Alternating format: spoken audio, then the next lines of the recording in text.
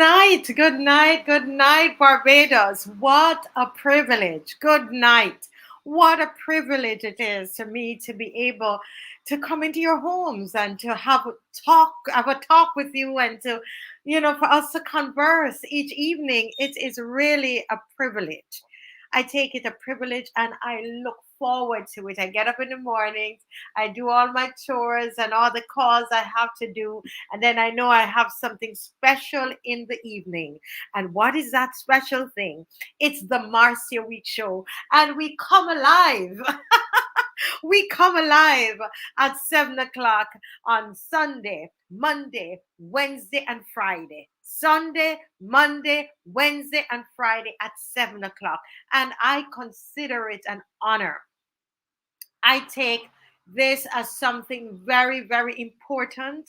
I do a lot of praying about it. I always, I research, I try to connect with what is happening so that we can present a full and an amazing program for you each evening. And I hear it on the streets when we walk. People say, thank you for the Marcia Week show. And I'm saying to you, thank you for joining. Because unless unless you join, then we don't have a show. You see what I mean? So I'm thankful to you on behalf of all the panelists. Thank you for giving us the time of day to listen and to share with us. My phone goes on the entire day. People are sending me topics and concerns, and I tell you, all of the panelists, what I love about every single one of them is their dedication, their commitment, the attention to details, the attention to truth. Attention to the smallest of people that you would think, whether it's issues to do with children, the homeless, or whatever it is. All of our panelists, we have such a big heart and we're open to all of that. And so I want to say thank you for that opportunity of coming into your homes each evening. We're able to join. And with that, I want to just welcome everybody on. I am so Angel humble. I'm so humbled to when I hear from you all. Angel, humble, good evening. Bajan boy, good evening. I'm telling you, ready and waiting. That's how I was. I was ready and waiting just like you. Bajan boy, James Harding, how you doing? It's good to see you, loyal daughter 66. Oh, so faithful. Good evening, loyal opposition. Fall in line. Fall in line. You know what time this is? Anybody can tell me what time is this? What time is this? Time for a change. Time for a change of government, people. Time for a change of government. And let me tell you something. They are going to want us to be caught up in all of this that's happening, that we're seeing around us, and not keeping our eyes focused on what they're planning to do. They intend to stay in government forever. I believe that, like I believe that my name is Marcia Weeks. This government is planning to stay in government forever. Yeah, they talk about democracy. They don't want a democracy. They don't want a democracy. If they were serious about democracy, they would not have had the election in COVID. They had it in COVID, where quite a large percentage of the population was not able to vote because they were locked away. Every country that had elections in COVID, you know what they did? They made preparations for those persons, but not this country. The world needs to know that this prime minister that they are elevating, she is the best thing, and she's number 2 in line, they say, to run the UN. Is this the kind of person that you want to run the UN? Loyal daughter 66? As you said, stand up, take my people with me. Together we are going to a brand new home. Yes, far across the river. Can you hear freedom calling? I tell you, it's a time. There's a new day. It's time for change, people. calling us to answer. Gonna keep on keeping on. You keeping on? Let me tell you, I will keep on keeping on every time. Listen, I can't say I'm not coming on. Not with you all. Sometimes I come on early and I sit and read your comments and I smile and they encourage me. They do. They encourage me and let me know it's time for a change. It's time for a change. It's time for a change of government, people. It is time for a change of government. They have done so many things that's wrong. So much corruption in this country. Huh? They've got to go. And yes, I know we just started. I haven't done the anthem yet, and I'm kicking. CG, how you doing, girl? CG does all of our placards. And CG, guess what? We do not have a march this Saturday. Everybody knows we don't have the march this Saturday because we have what? Right in the, I'm not going to tell you all, right in the comment section if you know what it is that we have 10 o'clock tomorrow morning and where. Huh? If you can tell me what we have 10 o'clock tomorrow, what we are supporting, because we're not putting it on, but we're supporting an event tomorrow at 10 o'clock. What is this event and where it is? And we're doing this because it is something that is happening through the diaspora. That's as much as I say about it. Anyway, Callie B, good night. Lucinda Aline, good night. How are you? How are you? Oh, my Lord, born again. Good evening. Good evening, Marcia. Good evening, Remim. Good evening, Junie Rock. Good evening, Cami. Good evening. Oh, Lord. I know Ramim always have something here. She says, kindly like and share this link far and wide. Can you do that?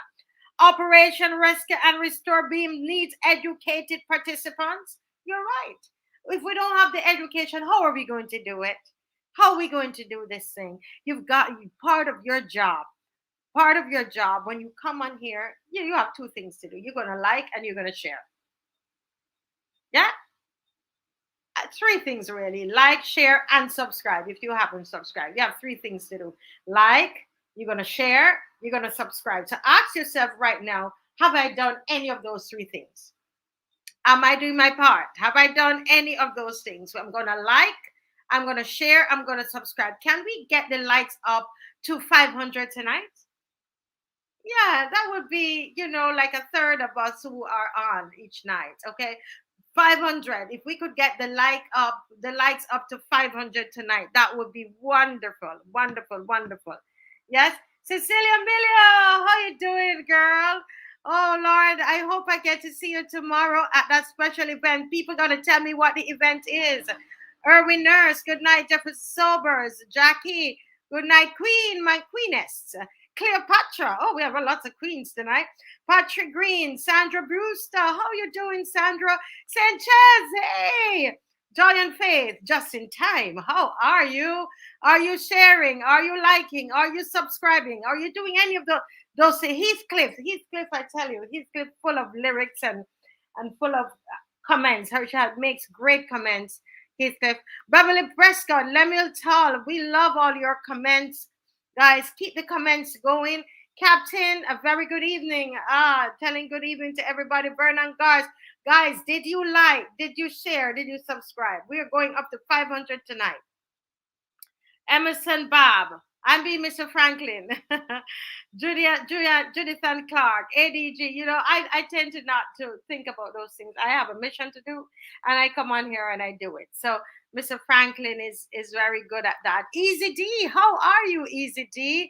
Noel, good evening. Good evening, Marian. Remember, you have three things to do, Marian.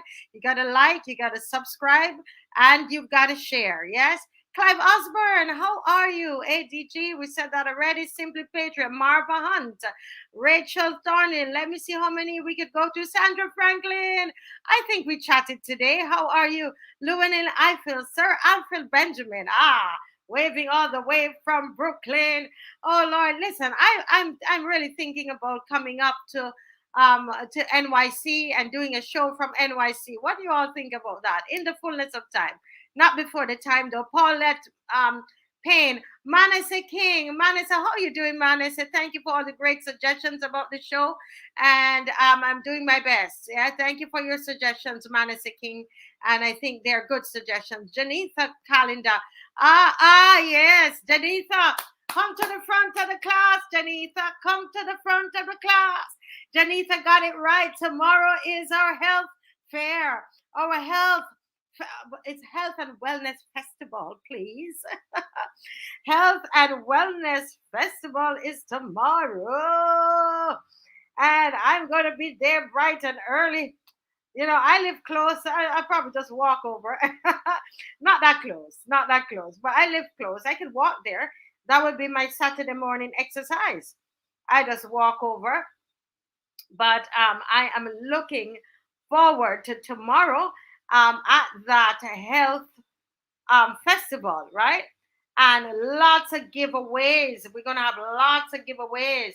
Oh my God, they have raffle tickets from available winners. Oh my Lord. Listen, I got to tell you about this after the anthem. Woo, woo, woo. I hope I win one of these. I tell you, I'm so tired. I wouldn't mind Dave and we get one of these staycations here. Listen, enough giveaways. I'm going to pray and raffle. What is it? Christian people don't raffle?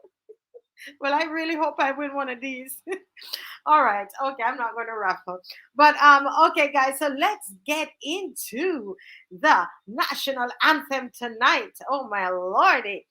And that is our anthem. That is our theme song. That is our theme song. And we are going to get into that there tonight, our national anthem. Yes.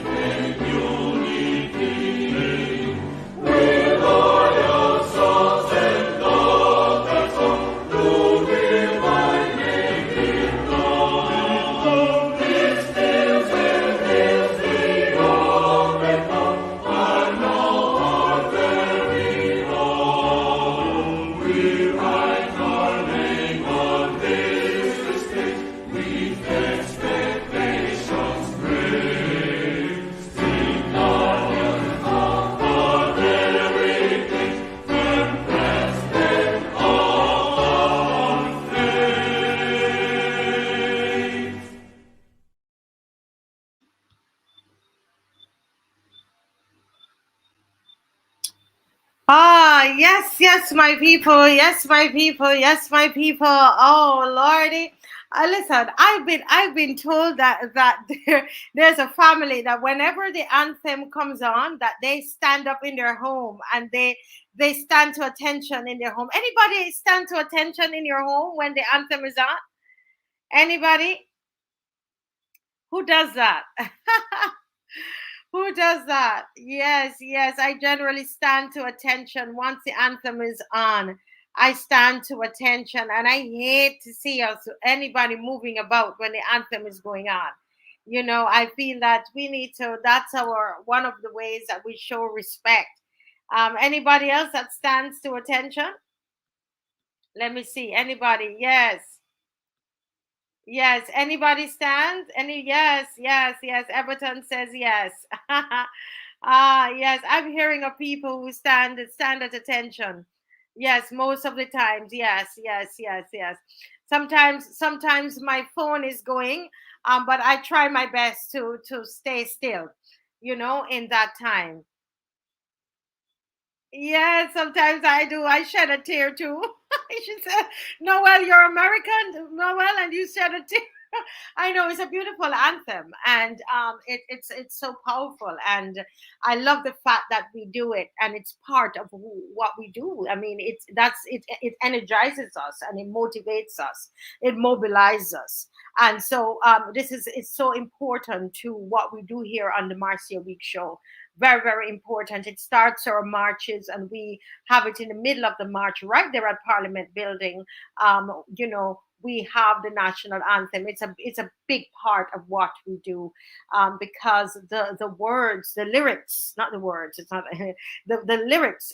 They're just so powerful. Every line, every lyric is speaking. Every lyric speaks, and whenever I hear it, it energizes me and gives me a reason and puts me on a mission. I become a woman on a mission when I hear the national anthem. And oftentimes I actually close my eyes when it's being played, because it does something to me, and I think that this is so important, and so important, and that we continue to. Junie Rock says, I do all the way from England. She's in England, and she stands at attention when the national anthem is played. This is our country, and we believe in it. And this is why we are standing up. This is the reason we are speaking out. This is the reason that we are becoming that voice. This is the reason, right? Yes, yes. Yes, yes, those words are powerful words. I tell you, those words can bring us together. With those words is what we have in common, and that's why I say to people all the time: let's not engage in friendly fire. The lyrics in the anthem is what binds us together. I see Heather there is in the waiting room, and she in her green room getting ready to come on, and I hardly know Heather, but the lyrics in the anthem is what join us together. There are 537 of us on here, yes, and Noel is complaining that only 129 likes. Right? Come on, people, likes are free. Hit the like button, yes. Hit the likes button. I agree with you, Noel. But Noel, there for 544, because we do have some people on Facebook as well. And but it's the lyrics of the anthem, that join us together, and that's what we have in common. And I say to people all the time who are trying to bring division and to put people apart, that what we have together, right, is more than what we don't have together. Meaning, what's going for us is much more, and it's more solid, it's more concrete than the differences that we have. And what we have in common is the lyrics in that anthem. And that's why I come on here, and I make sure that we big up all the blog shows, because we're all about the same thing. We're going after the same thing. You will never see me come on this show and I'm going to tear down somebody else's show. I'm not going to do it. I can tell you that. I will not do it. I've never done it. I've never done it. I've always said that this space is a space of unity. We don't need to fight one another. We're not going to be involved in friendly fire, because we got one focus. Yeah. And I think that is important. Yeah. Now, I want to say to us tonight, and Heather is on, and I do have a minute Heather, I'm going to steal a little bit of your time, which I'm going to give it back to you, my dear. But I have to promote this thing. Now, Heather is from the diaspora. And I think I'm going to bring her into this little chat here that I'm going to have about the diaspora, the power of the diaspora. And, when I see an event like this, I am so excited. I am so excited. Why am I? We talk about the national anthem. And I listened to the person who came up with this idea, Valerie Hoyt. This is her idea to have this festival. And when she came up with this idea, she said, you know what she said? She said that it occurred when she was watching the show and she saw, and I read from the speech by Errol Barrow, the mirror image speech. Rollinston Broom. Hi, Rollinston Broom and Noel, right? Hi, Peter King. Good to have you. Yeah, but she said that she heard me read from that speech, and out of that, she came up with this idea. She actually went and researched the speech for herself because she hadn't heard it before in her life. She lives in New York. Probably left here when she was a child, and yeah, and she and she decided to do this event. And I think it is wonderful because it's coming from the diaspora. And what is beautiful, remember I was talking to you all about unity, right? How important it is to us to be united. I was talking to you about that. And what we're seeing is the diaspora working together with people in Barbados, and it's working together beautifully. Yes, I'm sure there's a little rubbing and so on, but which is part of the whole thing. We don't give up because we rub each other the wrong way. And Heather, I'm gonna bring Heather in here. Heather, give me a finger. Give me a thumbs up if I can put you in. If you're ready, yes, okay. Heather and I can chat about this a little bit because she's an example of the diaspora working. Good night, Heather. Good night, Marcia. Good night, everyone. How are you doing? Oh, I am great, and everybody seemed to be excited. I'm picking up from their energy tonight, Heather. And Good. I was talking about the health health and wellness festival that is kicking off tomorrow, and it is a diaspora initiative. And the Valerie was saying how she was inspired by reading that speech by Errol Barra about mirror image, and hearing what's happening here in the health field, and her being someone in the health profession, decided that she was going to do something. And how could I mean, and this is why one of the big reasons that I am supporting, because this is something that is grassroots, and it's coming from the diaspora. I used to live in the diaspora, Heather. I used to live in Elmont. Okay. Yeah, I was in Queens, In in Queens. Queens, yes. Mhm.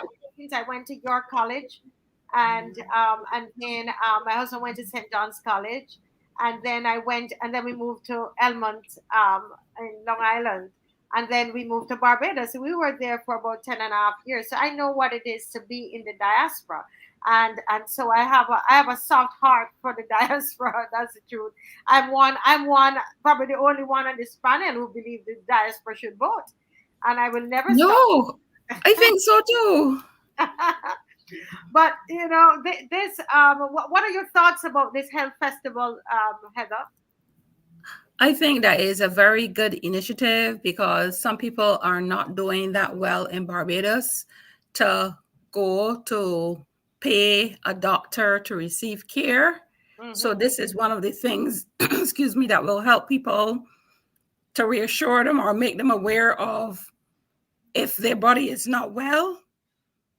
It is something that they can go to get information and then pursue it at another level if Yes, they think that something is wrong. yes, yes, yes. And I love the fact that the diaspora is working in with us here in Barbados to make it happen. We are finding what we have in common. Sometimes people complain about the diaspora. They say, oh, then when they come, they behave like they know everything, and you know, which sometimes, Heather, that is true. Isn't that true? I Sweet think and it's a shame is there, different but level. Excuse me, it's a different level of exposure. You see things differently. I know, I wouldn't I say know, that you but know you guys can everything, bring it but down a notch, though. Let us be real. I used to be in the diaspora, so I'm mm, afford to talk. So we need to make sure that when we're dealing with people here, that we don't come off as, oh, we know it all and we've seen the world, and you've seen nothing. I wouldn't say that they don't know anything or haven't seen anything. But to be honest, living here has broadened my horizons to what can happen in terms of development for Barbados. That's the truth. Yes, yes, yes. It is true. It is true that we can. Thank you for helping me. Somebody said put on the disclaimer. Thank you so much. You see why I love them so much. They are part of the show. I love these people so much. When I see them, every time I see them, they make me cry because that's another story. But yeah, you know, Heather, yes, it's true. I believe that, and I think that how we speak to each other and so on, we could get more done, and that's what's happening now here, Yeah, where the diaspora there's a synergy. And there's not a feeling that the diaspora want to think that they know too much and they don't want to include us that's living here, but that we're working together, and so that we can get the best out of each other, for Barbados. So tomorrow, the Health and Fitness Festival is united. They're uniting for a healthier Barbados. I'm sorry. United for a healthier Barbados by Barbadians in the diaspora and at home. Unity, people. That's victory. And it's tomorrow, 10 o'clock. And, it starts at 10. I'm going to be there from 9 o'clock, right? 10 o'clock tomorrow to 5:30 p.m. And there's all day health checks, okay? Financial presentations, fun and games for the children and the entire family. So bring everybody out. It's something that we can all enjoy. Bring the entire family. And the truth is, King George V Park is very beautiful. Have you been there it is. recently, Heather? No, not when I went to Barbados. I didn't go. I Yes, was too busy. too busy, but it's very, very beautiful. And there are lots of gifts and giveaways and getaways. Yes, I'm going to tell you about that. Then there is the seaside chat in the park. I love it. Seaside chat. And the seaside chat to be from 2 p.m. to 5:30 p.m. And they have a lot of professionals that's going to be talking about various health issues, doctors, nurses, dietitians from the diaspora and from Barbados. And attendees can bring their health related questions. Of course, this is not any, we're not, nobody will be diagnosing anybody. You have to still go to your doctor with whatever Right. information that you receive. But gifts and giveaways throughout the chat. Listen. Hear what they have. Listen, hear all the things that they have giving away. I said, Lord, Heather, you're not even here to get any of these. Giveaways, No, prices from hotels. Raffle tickets will be available for winners to be selected during the chat. Representatives from each hotel, some of them will attend Bougainvillea. There's a day pass for one. A family of four must be two adults and two children under 12. That's a giveaway. Listen, you make sure you come. You don't want to miss that. And you have to register and put your name in order to win, right? Everton says he saw the preparations in the park. How it looking?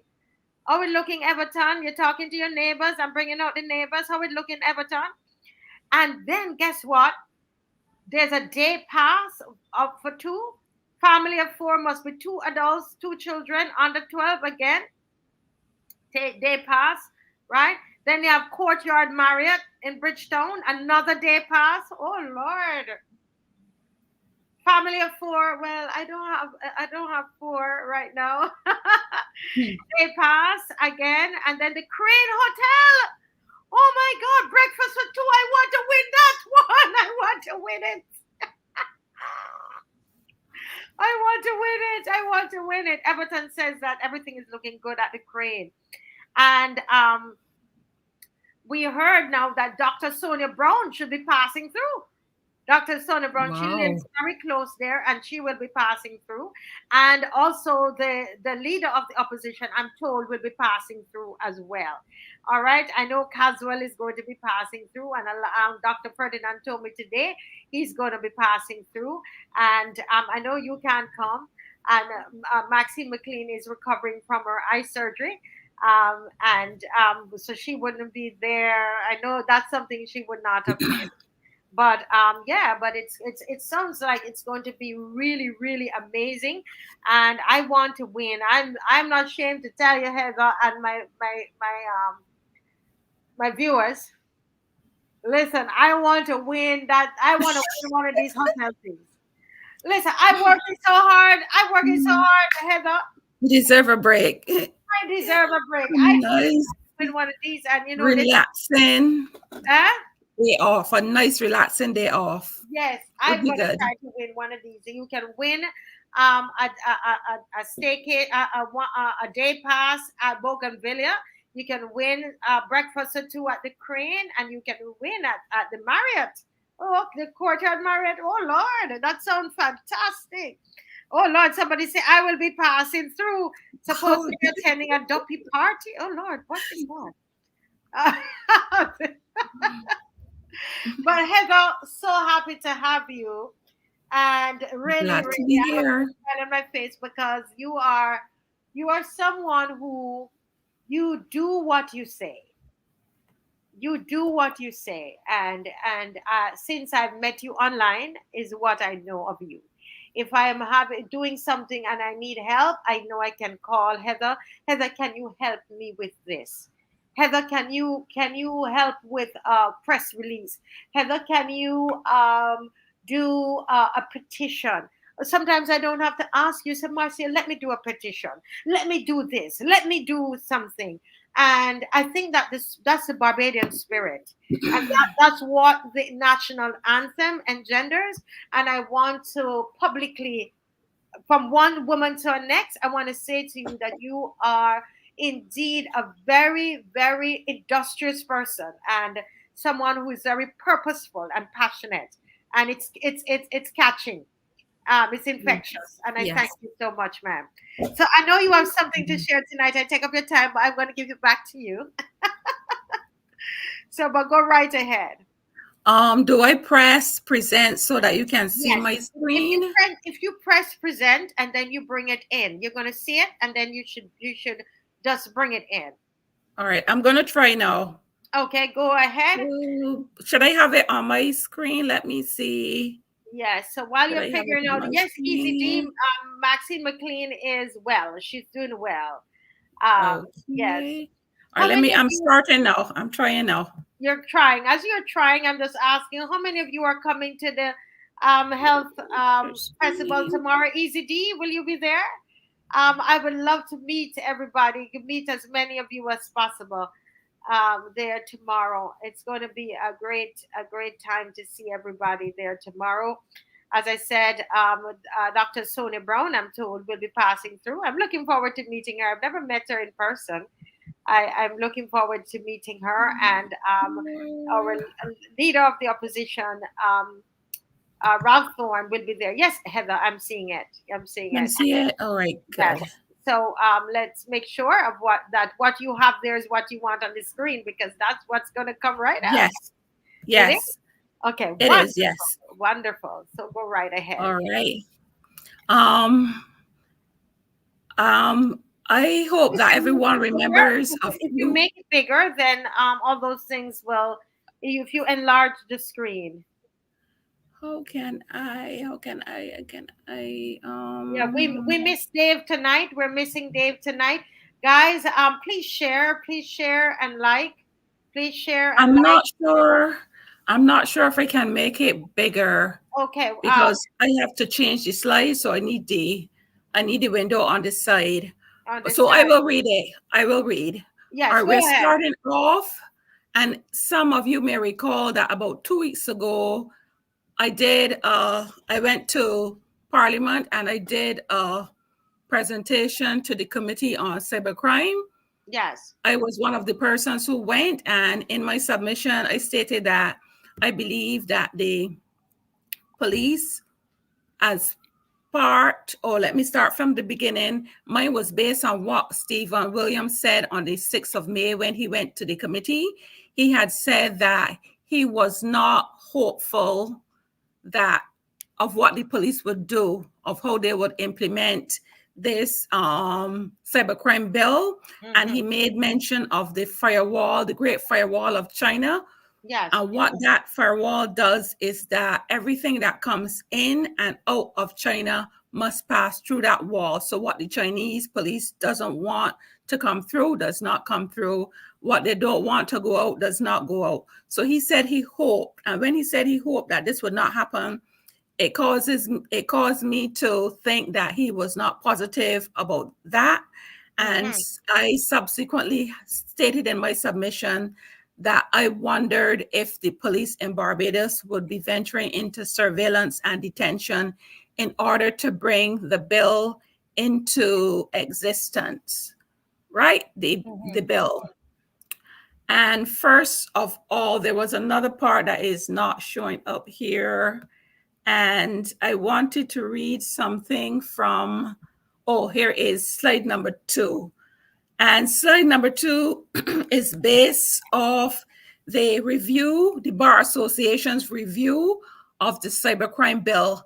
And I believe Caswell did go through some of the things on this last week. However, he did not mention this section here. And this, in my opinion, is with regards to surveillance and detention. And I will read it for persons who won't be able to see it. The Bar Association had a question, and it's 2 questions actually. And the slide reads: the questions the public need to have answered are, and one is, or A is, how would a corporation such as an internet provider or a telecommunications technician inside a telecom company know, for instance, that a child was being groomed unless the law now requires them to have access to or monitor the metadata/content of communication or traffic on a private over-the-top encrypted communications, for example, WhatsApp, in a much different manner. And the second question was, given aim B of the objects and reasons of the Cybercrime Act, what are the legal safeguarding measures put in place to respect the privacy of residents from systematic surveillance and abuse of authority by any cybercrime agency/unit yet to be established, and for example, a gazetted officer. So basically, they're wondering how will this system be monitored in Part A. So someone at the Bar Association is thinking of a method of surveillance that the police would use in order to accomplish their task in reviewing what happens to a minor or so. So they're saying that there must be some sort of surveillance. And B wants to know, B is saying, well, how are we going to safeguard the public's privacy based on the actions of, wouldn't this be an abuse of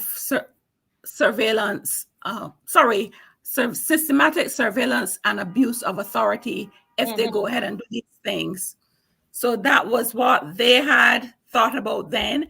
And there was another one, which was, and this one was number 14. So they also had number 18 under malicious communications. In the Bar response the Bar had to the bill, it says that the offenses in section 19(1) and 2 of the Cybercrime Act as drafted certainly can be committed by a corporation, but there are no penalties attached to them. A reasonable speculation as to why this is so could be that this will lead to systematic monitoring by a service provider or produce more onerous effects on private companies to police their networks for written content. So again, they are mentioning the word monitoring. So the police, they believe that the police has to do some sort of monitoring, otherwise they would not have raised it here. All right. And then next, I look at the estimates of revenue and expenditure for 2024 to 2025, which is the new financial year that we are in. And if you would recall, some of you who were here when I was here the last time discussing this topic, I had stated that I believe that this will happen, and that one of the things that we or the public should look for is the police should look for is a building being built to hold such a facility that would detain people and do surveillance. It could be 2, it could be 1, but something must be built because at present, or renovated because at present, I don't think there's any such facility in Barbados that falls underneath the police authority. They have the prisons, but that does not fall under the Attorney General. There's a Minister of Home Affairs that the prisons fall under. So I looked into the estimates and I reviewed Head 30, which is the Attorney General, and under the Attorney General Program 244 is referring to police services. And under the head police headquarters and management, there's a substantial increase in maintenance of property and operating expenses. And I was wondering if there is a building being built in 2025 to 2026, which is the next financial year. And why were you doing that? Why are you thinking about this? I'm trying to, could you read what you just read and a while ago? All right, based on the topic, whenever, let's use China for an example, with surveillance comes detention. Yes. Remember I said that there was a firewall. So if someone sent something and it violated whatever the Chinese government has, some policy that they have or law, they could be picked up. So based on the surveillance, they will be picked up and they will be detained or in prison or whatever. I don't know if they go to court. So I'm saying that, remember, Mr. Williams went to China and this act is based off of, Mr. Williams was the consultant for this project. Yes. Right. So since he went to China, the law should be following a Chinese, to be an example of what happens in Chinese. So surveillance and detention happen in China. So I was looking at what I read just now from the Bar Association's review of the act. They are hinting that there must be some sort of surveillance based on what they found. All right. And I'm saying it makes sense. Right. And I'm saying that based on that, if there is surveillance, there has to be detention because this is part of the Chinese operation. So I thought that I would search the Attorney General's head, which is Head 30, to see if I can find a building being built, funds for computers, surveillance, or whatever. So this is why I went to the estimates. All right. And going on, so that we're looking at Head 30, Program 244, Police Services. All right, next slide. All right, police services. And under, there are 1, 2, 3, 4, 5, 6 sections under Head 30, with police services being 244. And if we look at the slide under the estimates for 2024, 2025, there is an actual sum of 145,162,000 for, that is the estimates for that year, for this present year. And it is an increase over the financial year for 23-24. And for 25-26, it's a further increase of 152 million. And then it drops slightly in 2026-2027 to 143 million. So there must be some reason, in my opinion, for the increases in 2024-25 and 2025-2026. So those I sought to explore. And I'm going to the next slide. All right. And under emoluments, with respect to police services, we can see, look what I have highlighted, which is... Yeah, unfortunately, we can't see what you're saying, but we're hearing you. So I will read it. I will read it. Under police services, head under the subheading 0256, general police services. These are the emoluments or the payments that will be paid out in this financial year. And so they have statutory, non-statutory, national insurance, total emoluments, and the total emoluments was about 80 million. And then there is a category for goods and services. And that goods and services, I think it refers to most likely services. So perhaps there will be some consultancies, but I am not sure, because in nowhere within the estimates is there a written document. This is all that they had on the website, just numbers. And just, so let me just interject here and say that what you're doing, based on what the Bar Association has said, what came out of the presentation with Stephen Williams, who was a consultant on the bill, you're thinking that the best way to figure out whether or not they're making allowances for this surveillance is to go and to check the estimates and to see if they are planning to do if there's any increased spending, and if there's any way through the numbers we can try to figure it out.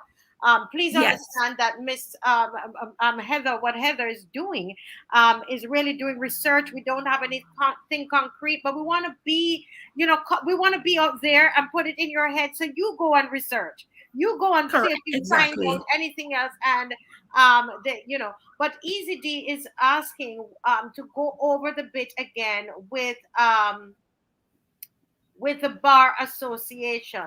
He says, what did they find? What did the Bar Association find? He's lost. So just slow it down and again for him. Okay? Thank you. All right. Please pay attention. All right. I'll go back to that slide.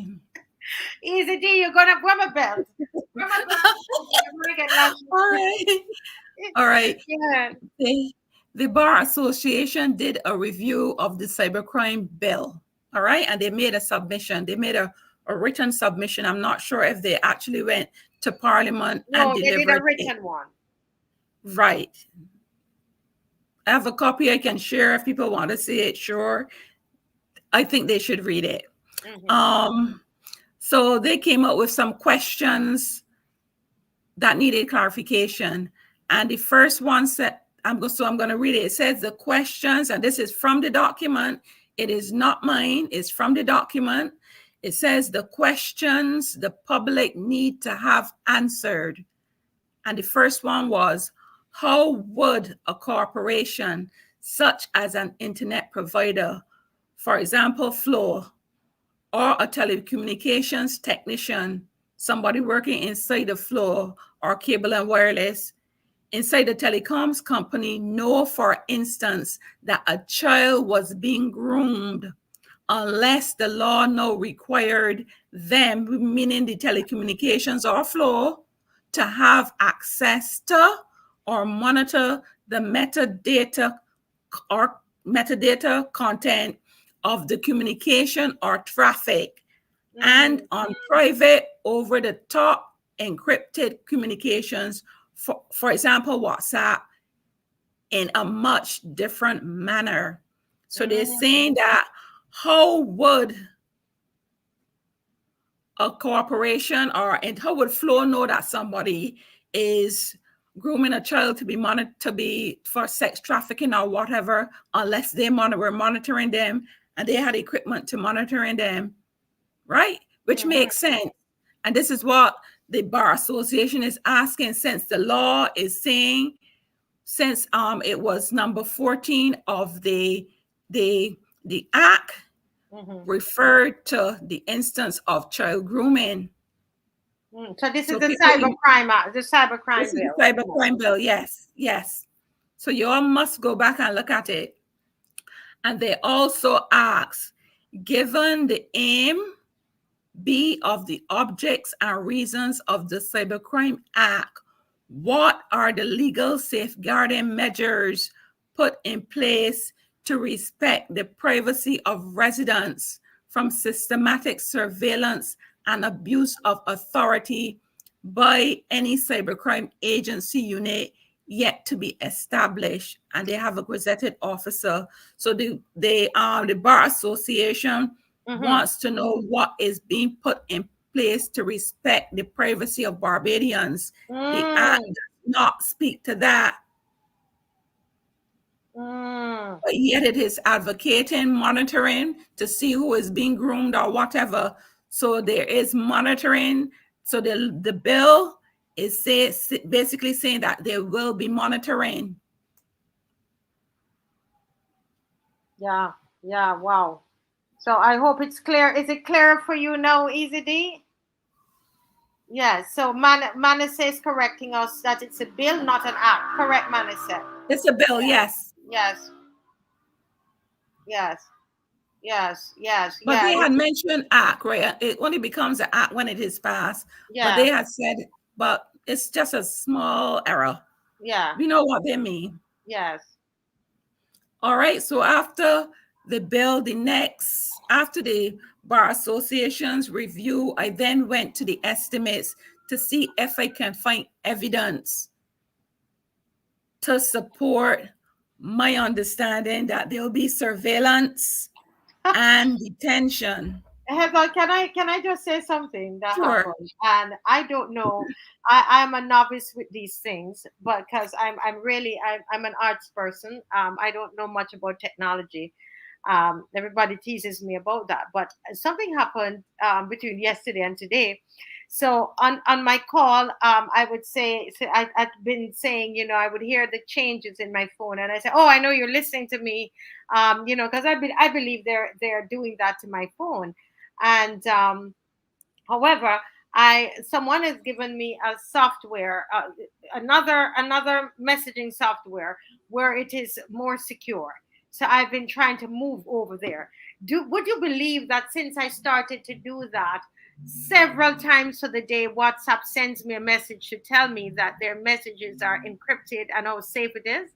And I wonder to myself, it seems like they're really listening, because I would not have that normally. Normally, I don't get that. Once in a blue moon, I can't even remember the last time I've seen.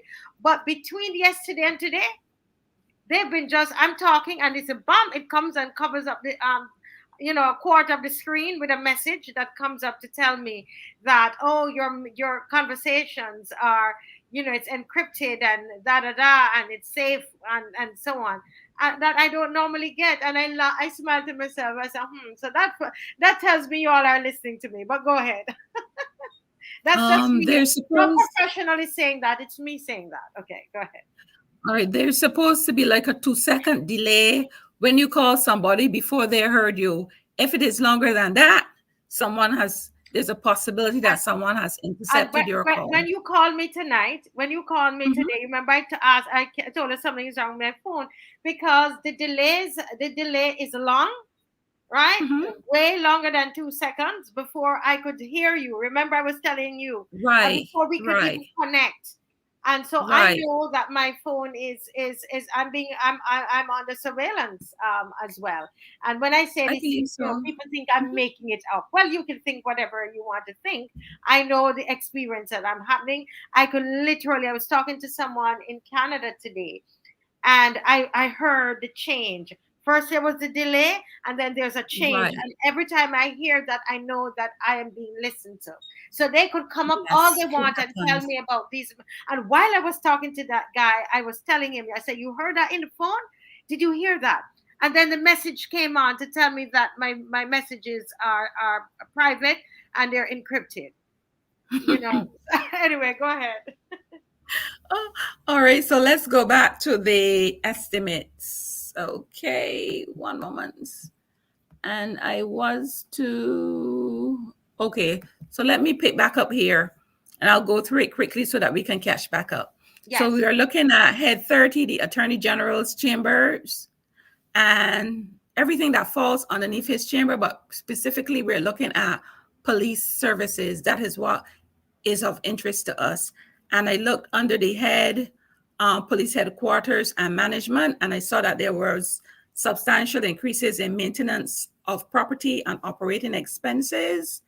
And then I looked at the emoluments, the payments, people's salaries, and I said that for 2024 to 2025, which is this financial year, that the amount of salaries is 145 million, and next year it is 152 million, and then for the following year it decreases slightly to 143 million.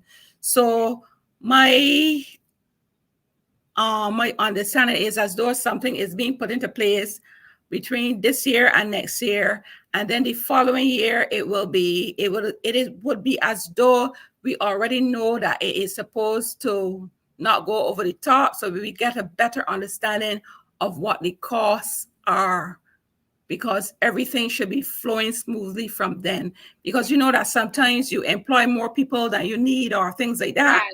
So Yeah. this may be a case, but this is just my explanation. This is how I understood it. And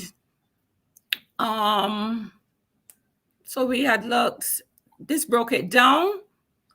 This broke down the emoluments, so we don't have to go through that really. Next slide. One moment.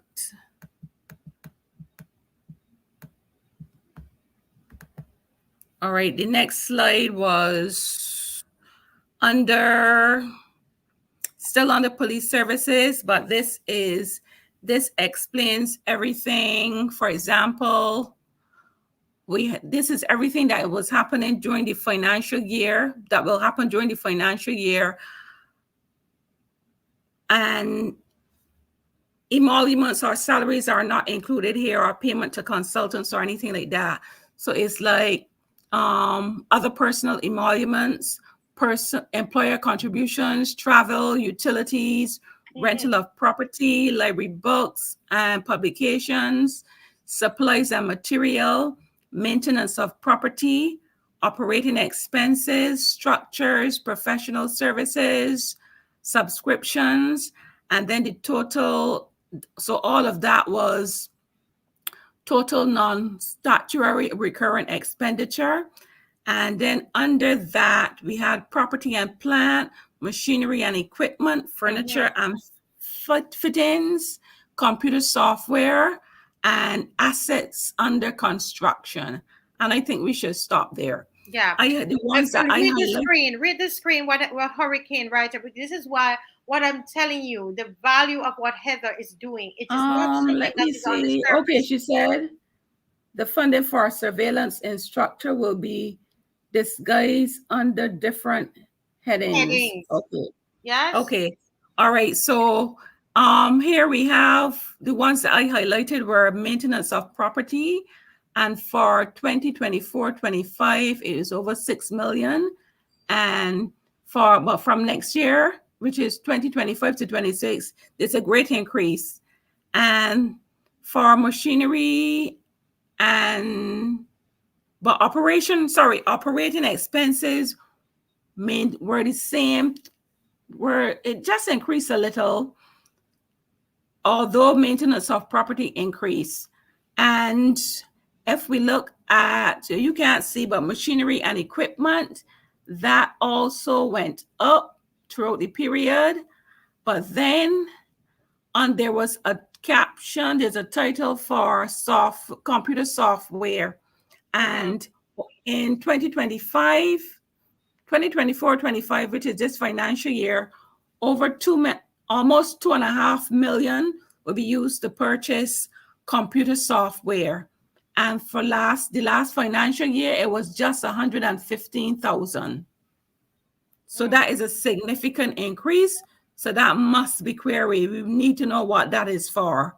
Yes. And as well, for assets under construction, there was nothing being built until 25-26, which is next year. And it is almost $9 million to construct some property somewhere. And there's nothing before it. So if it is, but the title says assets under construction. So it can be that something has already been approved to be built or in the process of being built right now, but that we do not know. But for sure, over almost $9 million has been budgeted as the cost for construction of a property. All right. Which I believe could be a detention center. You know, someone is asking, Bali's asking, is this really the Republic of Barbados we envisage? And this is where, Bali, that is a very good question, because obviously with these new laws that are coming into effect, what they're trying to bring into effect, we're seeing the kind of Barbados that they are, or the republic that they're building, that they're establishing, because we never understood what kind of republic it was, but they are now forming it out, it seems. But go ahead, Heather. I just thought I would read. All right, and then there are some notes which I thought everybody should be aware of. Under 752, which says that. So this is ahead, but we didn't go into that I don't think I had mentioned it, but it says that it provides for the purchase of electrical, telecommunication, and photographic computer hardware, security and workshop equipment and devices. And 753 provides for the purchase of furniture and network racks. And 755 provides for the purchase of policing software, which I believe is to do with surveillance. And there was also one other building that was being built, and this is at the police training center. And so it's another asset under construction. There was none in 2023 or the financial year 2022 or 23, but for 24-25, which is this financial year, something is under construction that costs about $6 million. So perhaps the way how I understand it, they need to train people, or they need to have more bodies in training or something like that. But part of the plan for the police training center is something is being built there. So I have found an asset that is being built by the government, not by the police, by the government, almost $9 million. I found the second one that's being built for $6 million. I found that they have software. They're purchasing software for policing. They're purchasing furniture and network racks. And they're purchasing electrical, telecommunication, photographic, and computer hardware, and having security and workshop equipment and devices. Wow, I'm telling you, as you're saying, we don't know what it is they're doing, but it's good to look. I love what you're doing, Heather, and this is a lot. She's done a lot of research. We don't know what it is that they're doing, but it's good that she's spending this time going into the estimates. And I had never even known about these kinds of things. I'm learning so much. on the show. Thanks to Caswell and people like Mr. McLean, that we know, we can go in the estimates, Heather, and look at these kinds of things. And this is what she's seeing, the things there. We don't know. She's not saying that this is what they're doing, but we're asking questions ahead of time. That's what we do as good citizens. Yes. So we see things that are identified, and we need to know exactly what they are for. We need to know. Yes. And yes. also, I had looked at the Ministry of Industry, Innovation and Technology. There seemed to be some connection to what I went through, but I wasn't able to discern all of it.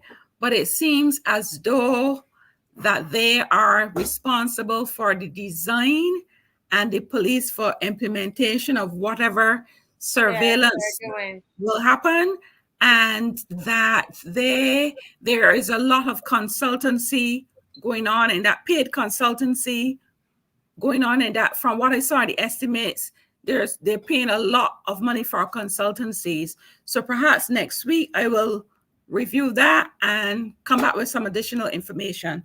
But that's the end of the presentation.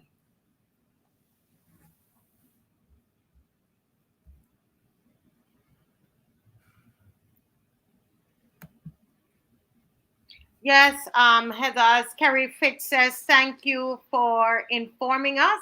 And it calls to all of us to go and do our own research. Keep your eyes and ears open. We don't know. Somebody's saying that there was plan as well to build some dorms. It can be dormitories that they're building for. Is it Chloe Hall who said yes? They said that they needed to build dorms so more females can be trained at Paragon. It can be that. That's what they're using the 9 million to build. We don't know.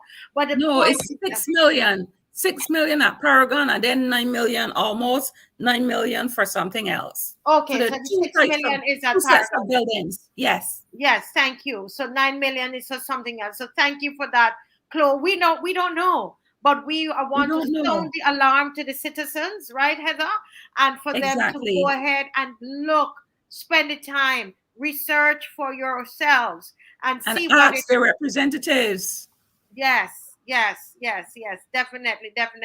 I see Mr. Franklin is here, and I know he's trying to get his stuff together. Now, some hurricane is saying sounds like a massive surveillance system under construction. I hope someone informs Mr. Ralph Thorne as opposition leader. It will target him also. So this information, we need to be able to compile it, Heather, and to pass it on, because I think it's so important. And this is why, as Mr. Franklin needs to give me a thumbs up if he's ready to come on. Yes. This is why it is so important, guys, that we push for a new government. With a new government, last week I was saying, Mr. Franklin, that we needed 16.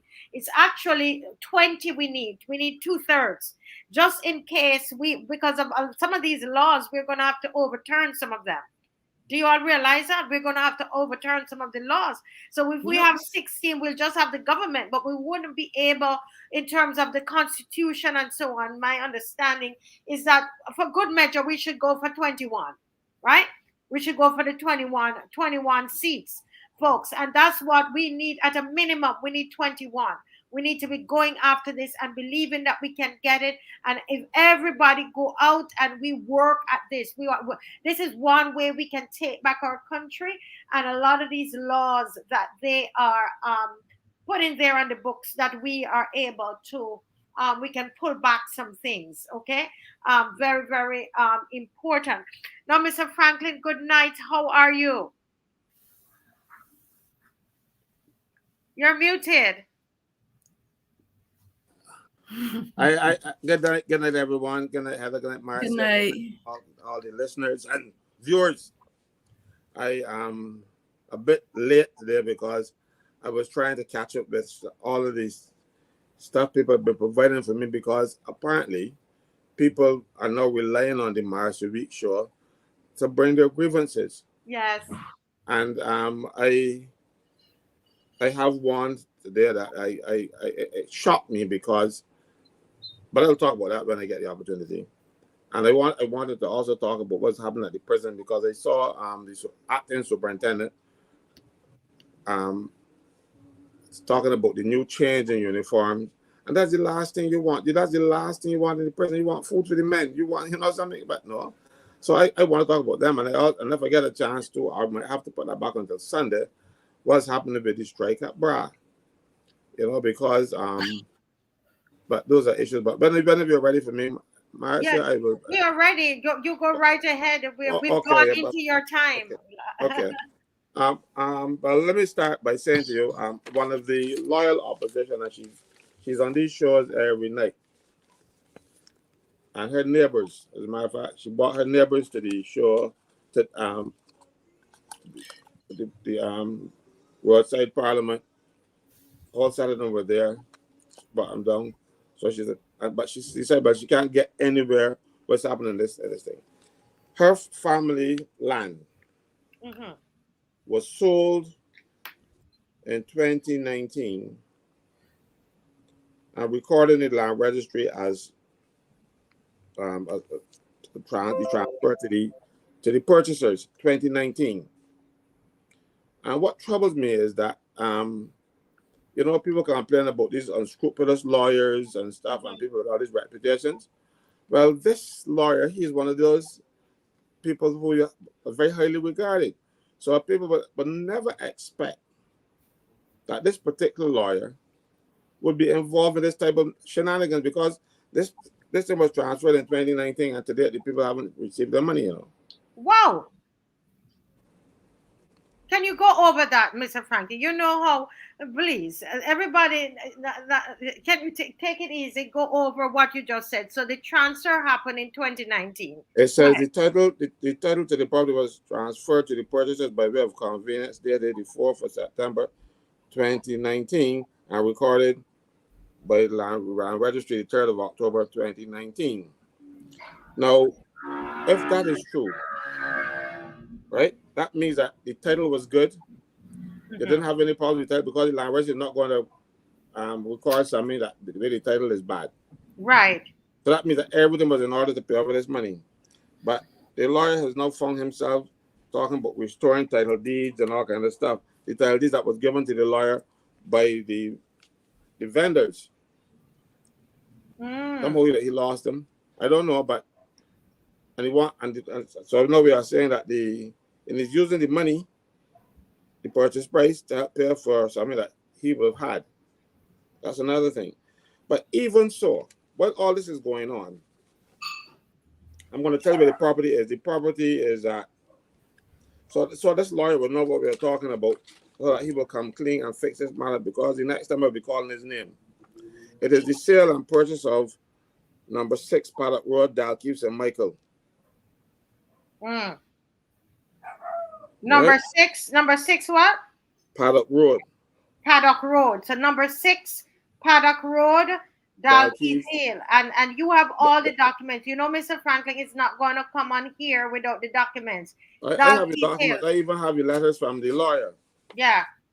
The matter has been reported to the Bar Association, and their excuse is that they got a lot of cases. I don't care if you have a lot of cases. You have lawyers that are not living up to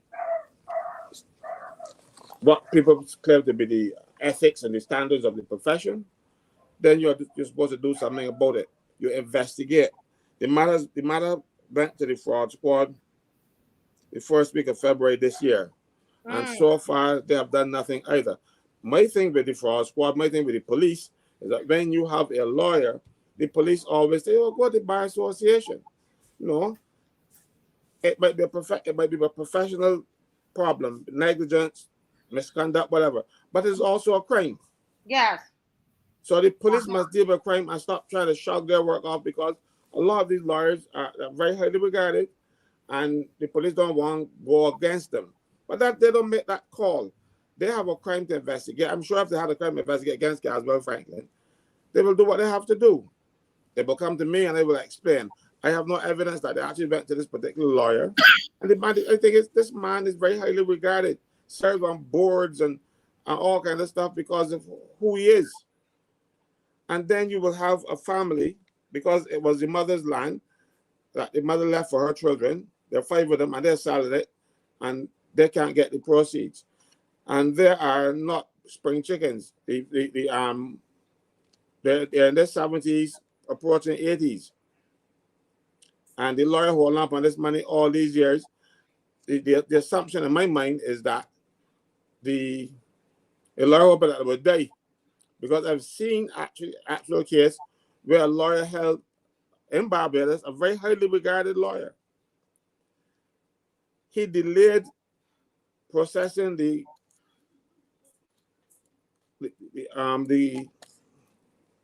probate for 15 years, probate of the will, for 15 years, hoping that the lady would die. Mm-hmm. But she was very ill. She was diabetic. She had heart problems. She had high blood pressure.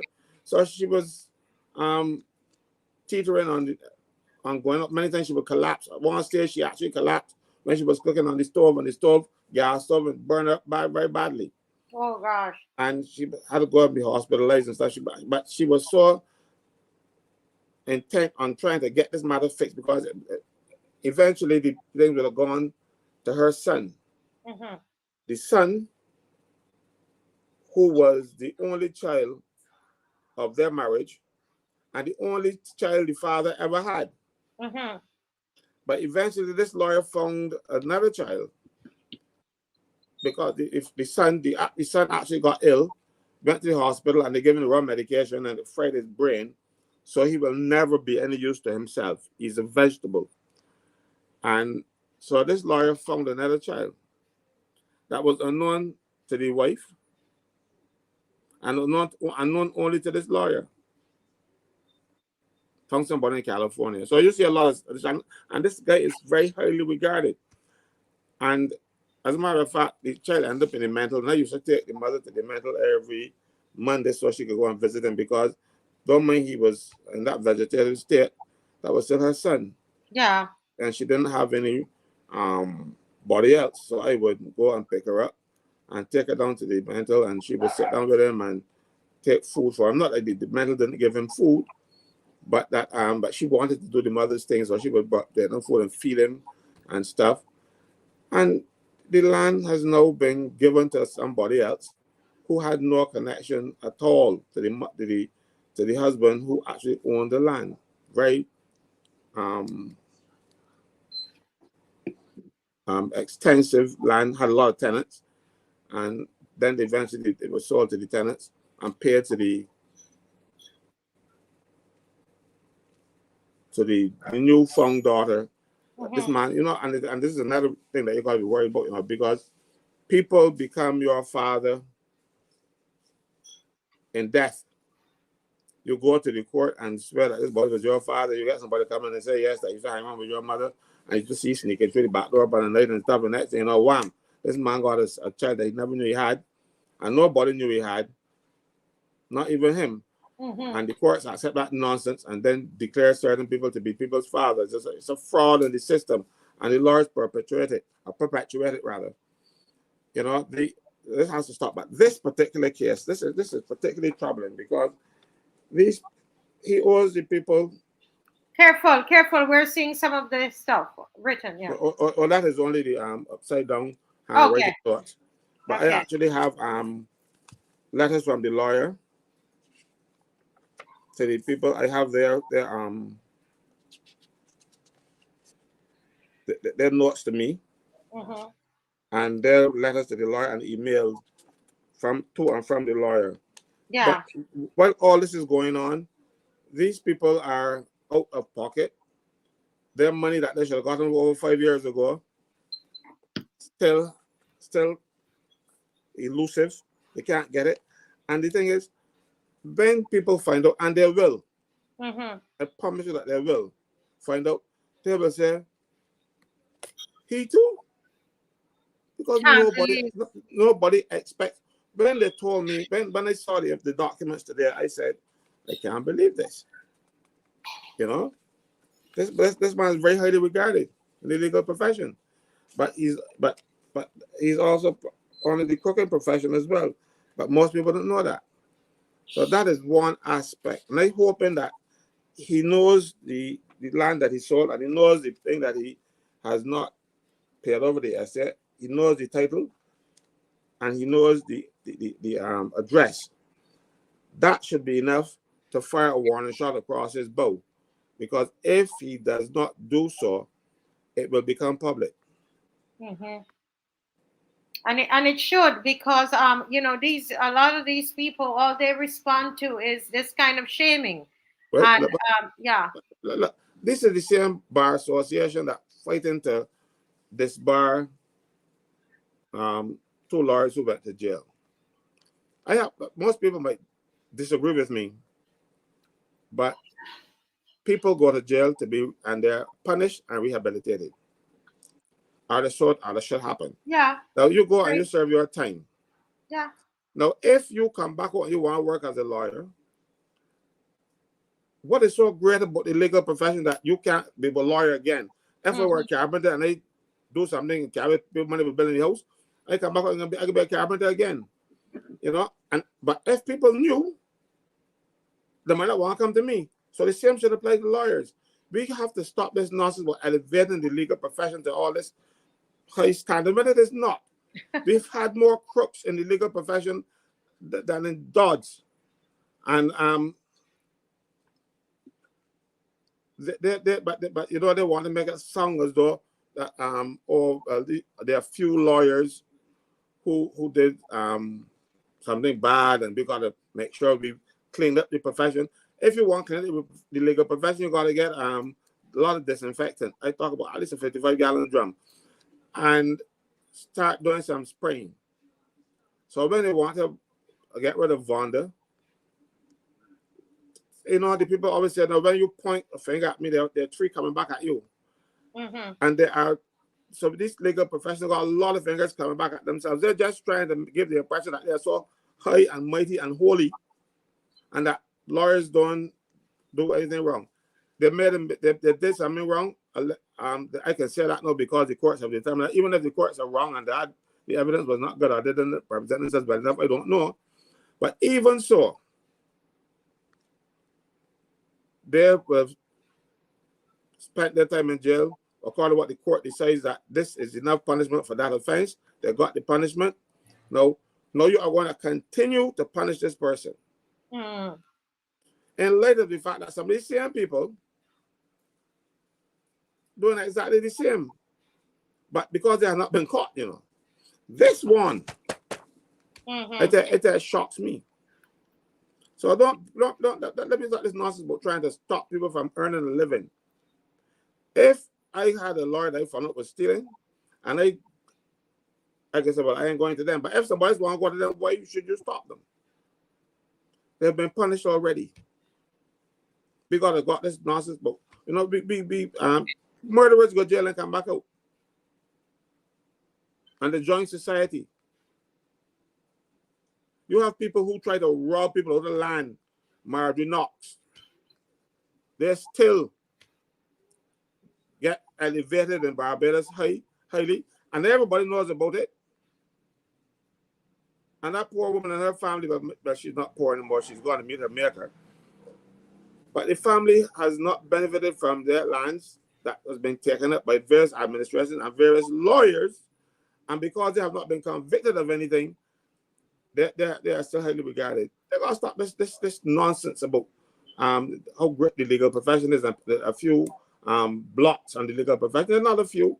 They got more blots than anything else. It's like a road, it's like the roads going to St. Thomas, full of holes.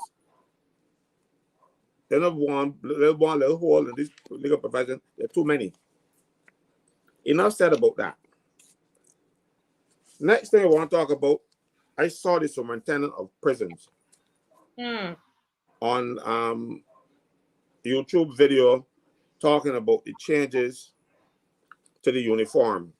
You know? And I know the old people had to sing I simple and gingerbread. You know, so he wanted to spruce up the officers and get them new uniforms. Right? But it's an ugly uniform anyhow, but It's uniform, and I tell the man to wear it. This is what they give them. But why?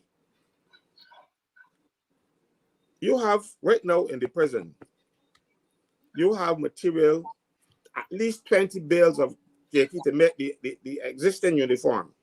They can dump that 20 bales, and you are going to a manufacturer to make uniforms for the prisons. When the prisons used to produce their own uniforms in their own tailor shop, the prisoners, like you want to bring them back into society. Yeah. So you teach them skills. Some of them do auto body work, some do tailoring, some do barbering and all kind of stuff. They try to rehabilitate them and give them a skill when they go. As a matter of fact, I understand the first barber shop in Suriname was a prisoner who got locked up in Barbados, and he went on there after he learned those skills and opened up this nice little barber salon. So you see that there is merit in giving the prisoners opportunity to do the work. No government has decided, no, we ain't gonna let the prisoners make the uniforms that they have been making from time immemorial for the prison officers. We're going to give somebody a contract to pay them money to make these ugly uniforms. And mind you, they're actually changing the color and all kind of stuff. So the material that you got, and there are at least 20 bales from the content that I had undertaken in the storeroom. I can't tell you who did it for me, but about 20 bales of khaki in there that would have lasted for a while. But so you want to spruce up the officers and the uniforms and get all kind of fancy uniforms and that kind of stuff. But the prisoners ain't getting the meat and the food. They can't get little sugar in the tea in the morning. They don't get vegetables on their food. And only this week, they managed to get an orange for the first time, the first fruit in months. That was an orange. Well, at the same time, we've had prisoners who got scurvy. Scurvy is the lack of vitamin C. And prisoners even fall out because of the scurvy and all kind of stuff. But you've given some person unnecessary contracts to make money off the prisons. This whole thing about government is to give their friends contracts to make money because there's no need. The prison had a prison farm. They don't produce that much anymore. And of course, they don't produce anymore. And they don't get the money to buy the meat and so on. So prisoners actually had to go on hunger strike within the last month to get attention to it. Some prisoners went on hunger strike. And because what they were feeding them was swill, or as close to it as possible. The food is tasteless. They don't have things. But some time back, I had complained that they didn't even have flour to make bread. And one officer used the initiative to use her own money to buy the flour and the fats to make the salt bread, so that they don't go right in the prison that night. And that then they don't want to give you back your money, And I had to make noise about that, and eventually somebody that pretends to care about people intervened, and she got her money. Right? While all this is going on, you're taking money and spending it on unnecessary changes in uniforms. Prisoners can't get to court on time because they got 2 old buses that break down all the time. Mm-hmm. So many times you can't, and then sometimes the officers are outside of the prison trying to get back in the bus breakdown. Officers are outside waiting to get back to prison with prisoners, but they're going to transportation. Unreliable transportation. You have a situation where the prison, there was a power outage, and the generator, an old second generator that they bought sometime back, conked out, and the doors open because it's locked by electricity. And only one fellow walk out. We got some good prisoners in Barbados, Trust me when I tell you so, because I'll tell another story. I think I told you about it already sometime back. But I said they got some good prisoners. Because at the prison now, they are on the man. They don't have enough manpower. They got enough woman power, but they don't have enough manpower. And the rules of the prison require that at least 2 officers must accompany a prisoner outside of the prison. So anytime I told you I take a Valley Hospital, the rules, the prison rules, actually in the law, says so that you must have 2 officers there. And one there, but of course, though you see one prisoner officer walking with 2 or 3 prisoners, because they are breaking the rules, or they're trying to get somebody to escape. I don't know what it is, but one there, a prison officer was diabetic, probably didn't have his breakfast or something, and he collapsed. And the prisoner had to call the president and say the officer collapsed. What to do? You know what I mean? So there was we got some good prisoners. Of course, now that fellow had to be rehabilitated, because no, a prisoner who was not rehabilitated was around a levy, right? But he called the president. He got him off of good behavior as a result, so it worked out for him. But he had to call the president, because you have persons taking people to the hospital, and the rules say that you must have 2 officers. Now, if you have 2 officers, one to collapse, you got another one there. But the prisoner had to guard himself. Now, that sounds stupid, right? But that's what happened. And called the president and said, well, we got a problem. The officer collapsed. You know? You don't got money for those things. You don't got money to pay officers. Officers have been working now since 2021 to present, 12-hour shifts. Normally, people work 8 hours a day. And if you work more than 8 hours, you get overtime. The prison has refused to pay overtime to these people all of this time. I've been making noise about it a long time. And eventually now, they have come up with this idea that you can give them 8 hours overtime a month. Now you work 1 week, you work 4 days, which is 4 12-hour shifts. And then the next week you work 3 12-hour shifts. So in 1 week, the first week, you have that's 8 hours overtime. And then for the 16 hours, 16 hours, yeah, and overtime, it's 12 time and a half. In 1 week. In 1 week alone, you have 16 hours overtime. And these unconscionable people wanted, instead of giving you now the 16 hours overtime you're getting, they want to give you 8 hours for normal pay for a month. Then in 1 week, 1 week, you have 16 hours overtime at time and a half. And they have prison officers, and the thing is, my understanding is that it has, that proposal though has been approved at ministry level, and they send out a circular to that effect, telling the men they can get 8 hours for a month. That is stealing. And I'm prepared to take that to court for any of my officers who are willing to go to court with it, because that is stealing from those men. The same way you can buy uniforms unnecessarily, and instead of trying to invest in money to give your friends a contract, you can pay men who actually work. Because in the prison, you can have officers working 8 hours and go home, and you gotta let somebody come. So if you work and by the time they ask you hold on, they pay you. You call people from outside, from home, and say, but look, we want you to call it flex. Right?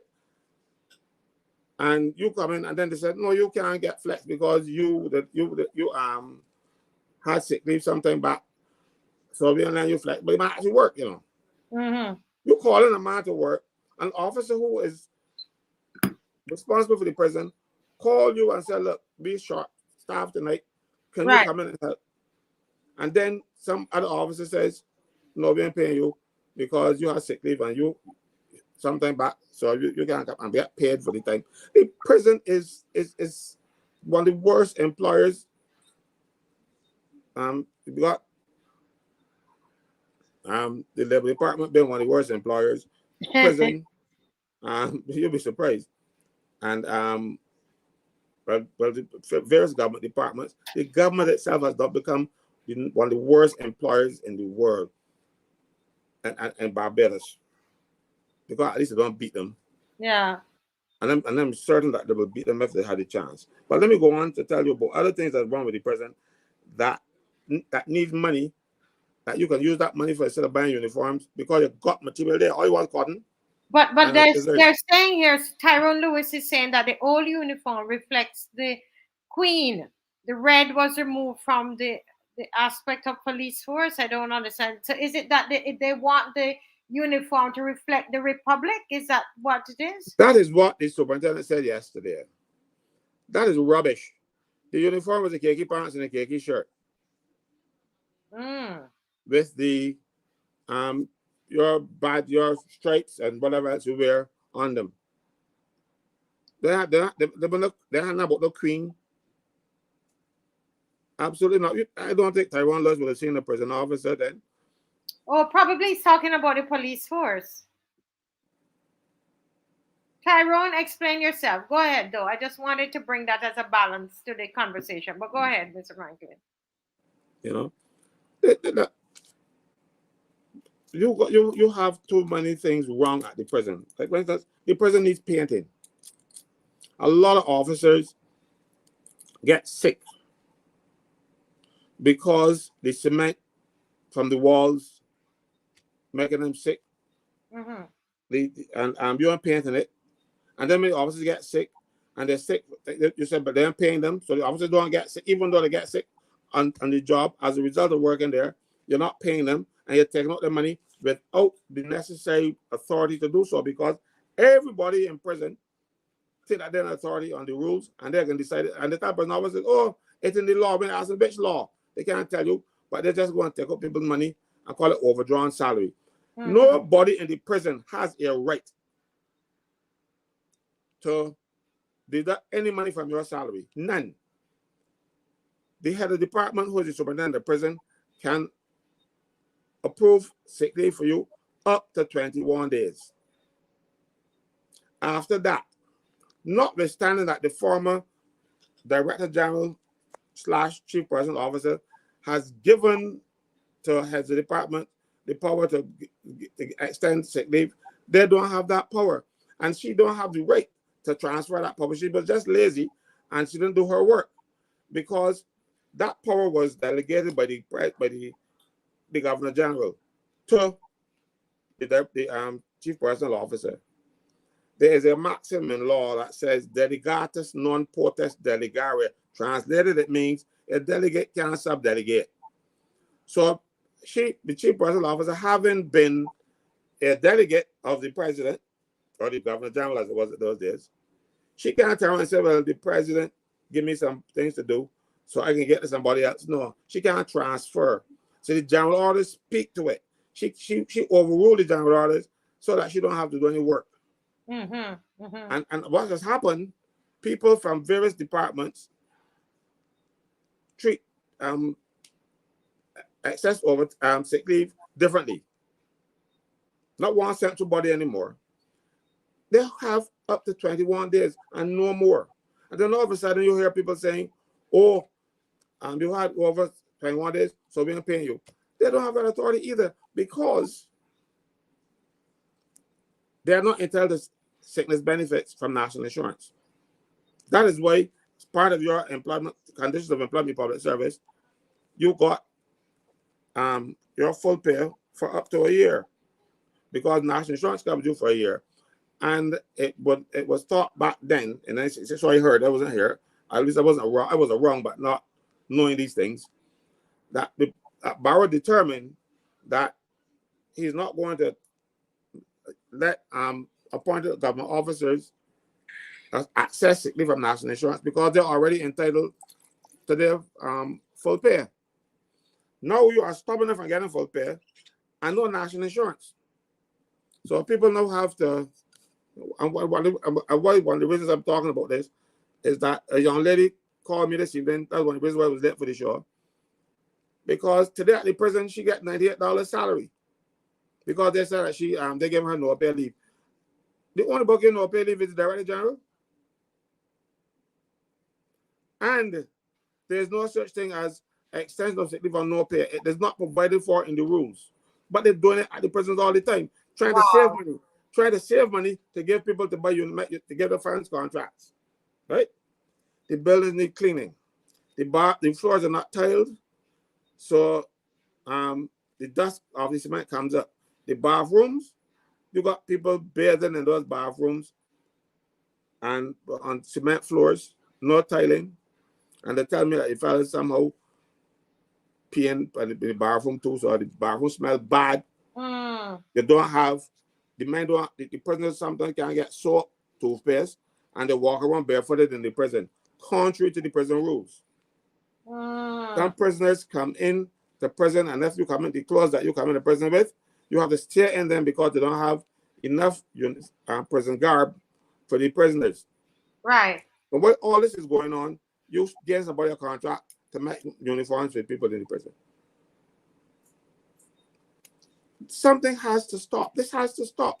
This is more corruption. Something not adding up. Something not adding up here. Oh, wow. But, you know, I'm hearing you, Mr. Franklin. Can I just quickly interject and say something?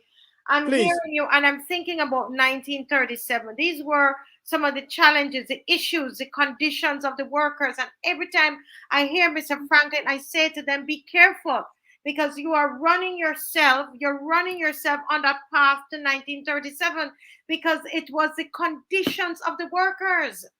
And they keep recurring every night. Go ahead, Mr. Franklin. But you see, the government will be looking for that. But they might even be provoking the situation. Because I tell you, I saw with my own eyes. Nobody tell me when the Chinese gave them vehicles, one of the vehicles that the Chinese gave them, I saw it, was water cannon. So they're preparing to take out some people out here. All right? They're equipping themselves so that they can control a wreck. All you have to do is make conditions that it won't be conducive to a rather situation, rather than put the systems in place to force people out and then shoot them down. Something has to give. The people of Barbados have to stand up and say, we can't go any further. But you see what they're doing? They're picking off the prison officers and the prisoners, you know, because people say these are prisoners. So they don't care about them. You take a man in prison and not get soaked to bed. Then don't lock me up then. If you can't give me the basics, because this is what you call cruel and inhuman punishment. And that is unconstitutional. You can't treat people like this. A fella can't get toothpaste. I'm sure no president there wants to be in prison. Right. He isn't there because he has done something wrong and the courts have sent him up there. But he's still a human being. He's still somebody's son. He's still somebody's, or she's still somebody's daughter, somebody's father, somebody's husband. And you treat them like animals. And then expect them to come out and don't behave like animals when you treat them so when they come back out. You see, that's it. That's the thing. That's the thing. So there's not much rehabilitation, and we're wondering why the crime rate is so high, and so on. But they get in there and they come out angrier than they went in. Yeah, but you got people who don't eat pork, and one pork they get in the one side meat they get in the mouth was pork. You know what I mean? And they tell me that the pork they're full of hair. They tell me so, and they can eat it. I don't know why the government would treat its citizens. A prisoner is a citizen in this country too, you know. Is a person in Barbados. He's done something wrong. Yes. He's punished. Yes. But you can't continue the punishment to such an extent. You don't give soap to bed. You don't give him toothpaste. You don't give pair of slippers to walk about when he's in prison. And the rules say you gotta wear footwear. Right? That it has reached that point. So the prison is in an entire mess. It's in a complete mess. And you have prison officers and one stage marrying a prisoner contrary to the rules. Nobody doing nothing because apparently that officer threatens that I can talk if they do me anything. So they actually wrote and said the court, the ministry, she's emigrating. So let me let her go along with a clean record and stuff.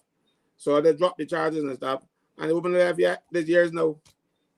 I got a copy of the letter where the superintendent wrote and said that she's emigrating. So give her a break, let her leave with a clean record. She ain't left nowhere, she's still working. She worked up to yesterday. But she has enough things to sink them. So they can't do her anything. Yeah. Because there is such a hellhole. Mm-hmm. So, Mr. Franklin, you are representing. The reason you're hearing all of this is because you are representing some of these prisoners. They are part of your union. Yes, prison officers initially were allowed to join unions. Tom Adams changed all of that in 1982. Mm-hmm. And said that they can't join unions and they can't even associate with unions, that kind of stuff. And I was a member of NUPW when that happened. Yes. I insisted back then it was wrong, it was unconstitutional, but nobody paid me any mind. Mm-hmm. And while I was at the union, I had time to meet with some prison officers because they were having training sessions, and they asked me to participate in the training session. I pointed out to them that it was unconstitutional. And I didn't get much traction, but then the members of the association changed and they came to me about this thing and I explained it to them. We took it to a lawyer and we asked the lawyer. At first, the lawyer said that the case hasn't got any merit. I said, I don't ask if I got merit. Right. So this because it's important so people know the kind of work that you do with the prisoners, because you are trying to remedy their situation and make it better. And you took a case to court and won. Because I see people are asking solutions, and that's what you do. You're the solutions man. So you took a case on behalf of the prisoners and you won. Go ahead, Mr. The prison officers, and we won that prison thing. Officers, I'm sorry. The court struck down the piece of legislation as unconstitutional. Mm-hmm. So then prison officers then now joined was entitled now to go back and join unions, and a lot of them joined Unity Workers Union. Mm-hmm. Obviously, because of what the work that you, Caswell Franklin, have been doing in the prisons, it's obvious that they would join the union. All right, and so that's where the situation is. So when they have these issues, I'm their union representative, so they come to me. Mm-hmm. I can't get anything done edgewise because I've been trying to speak to the authorities about the overtime pay and all kind of stuff, and nothing is happening because the government seems not to want to do anything about it. So what is the next step with this situation? Because if the government doesn't want to do anything, what is the next step? What we have to do, because the president, you have to give us all your strategy, your union strategy. I'm going to tell you, I will not seek to get prison officers on strike, right? Because we got some bad fellas up there. Never got no prison officers to guard them. They might come out and break my house and break yours and beat me up or something. So, yeah. So I will continue to encourage prison officers to continue to report for work and work. But at the same time, I will take the matter to court, even if we gotta go all the way to CCJ. As you have done before. Yeah, to get their rights vindicated, because prison is a national security area, and I don't want to compromise national security. But at the same time, I don't want a husband to be away from his home for 12 hours working, but you don't just turn up at work and on the 12 and work 12 hours. You have to get ready for the morning, catch the bus, or if you don't have or whatever to get there. So let's say that hour and a half to get to work, hour and a half to get back. That's 3 hours. So that's 15 hours out of a day that you are either at work or to or from work. And then you can't, but then of course you got little children. You have your wife with needs. Yes. And if you don't fulfill those needs, let me tell you, somebody will come and do it for you. And then you will have all kinds of problems. No, I'm very serious. I've actually had a case where that was happening. And the guy, he actually was very negligent. And I'm not going to say he was working because but he's not working there anymore, but he left. He's too embarrassed. And I went to represent him because he did something really bad, and he was a security officer and he left the gate open going about business. And they found him in the shop drinking rum in the middle of the day. And everybody was saying what a good worker he was and them and expect this kind of behavior from him, his chief, his supervisors. And so I just said, tell me something, you get horn? And his response was, the HR officer, he was usually a very tough fellow, but he said, Mr. Franklin, we don't need you anymore. He the first man to get horny, he ain't gonna be the last. We can take care of him. So he was able to retain his job. So I'm telling you, it happens. While he is on duty, some person is there working for him as well at home.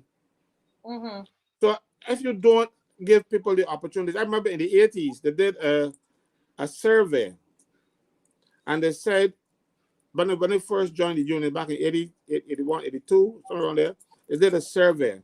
And they said that nurses and prison officers were the most, not prison officers, police officers, divorced people in public service in Barbados.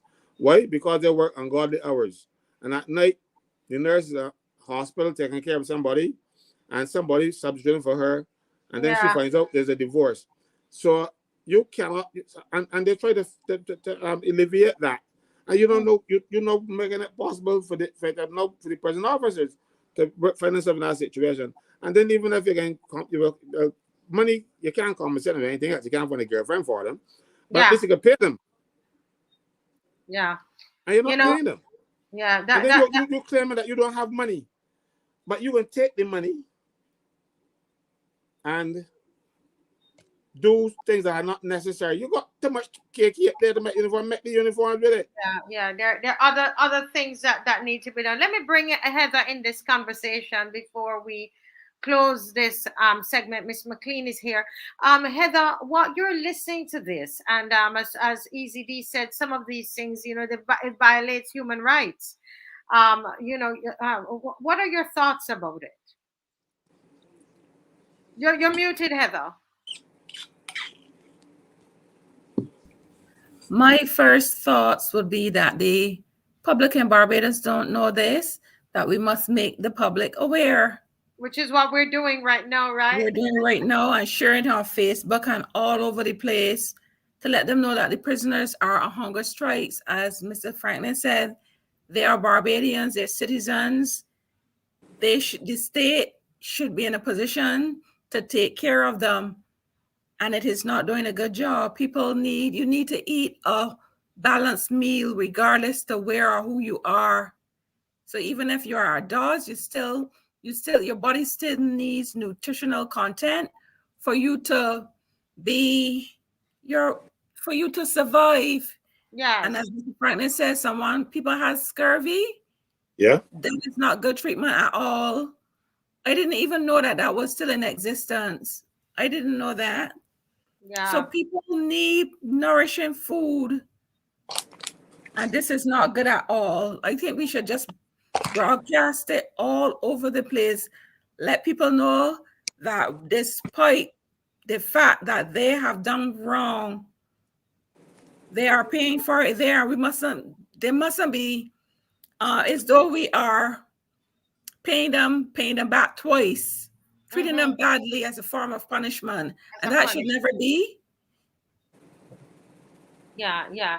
And as somebody says, the government not doing anything to help workers. Seems the public service is a mess. The prison, bra, and the airport, and it is true. And I want to thank Mr. Franklin for using this platform and whatever platforms he gets, really, to always talk about the plight of workers and the conditions of workers in Barbados. He's telling us a lot of things that we don't hear, we don't know. Right. Oh, who knew that the prisoners were on a strike? We didn't know that. So on a food strike, we didn't know that. So I think this is the first step in doing something about it, and I commend Mr. Franklin for doing that. And the second thing that he says is, which is very responsible. We don't want to put the prison officers on a strike, because they got to protect us, because you don't want people getting out and so on. But then he's going to try. There's some legal means that he's taking as the union of choice that they have taken. I see Miss McLean is here, but before Miss McLean comes, there's a hit song, guys. There's a hit song. Listen, that song we played on is taking over social media. I am getting so many comments. I don't know if anybody out there, we have near 1,200 watching between Facebook and everybody. You're seeing YouTube. I'm seeing everything. We have that song out there, and I wanted to know if there's anybody who saw the song on Instagram. Yeah. Anybody saw the song on Instagram? If you've seen the song on Instagram, let me know. Okay, but we're going to play the song here before we go into the next segment. Okay, guys, so let's do that. Let's play the song. Let me see if Dave is here now. So let's see if we can get that song. Promise us a better tomorrow.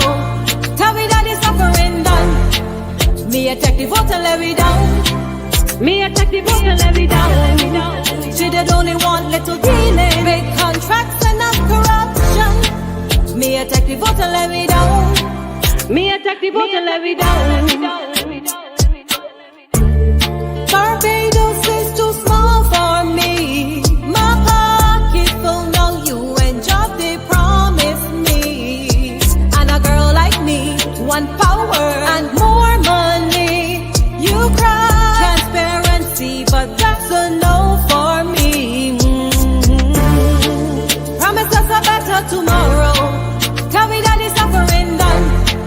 Me a take the vote and let me down. Me a take the vote and let me down. She did only want little dealing, big contracts and not corruption. Me a take the vote and let me down. Me a take the vote and let me down.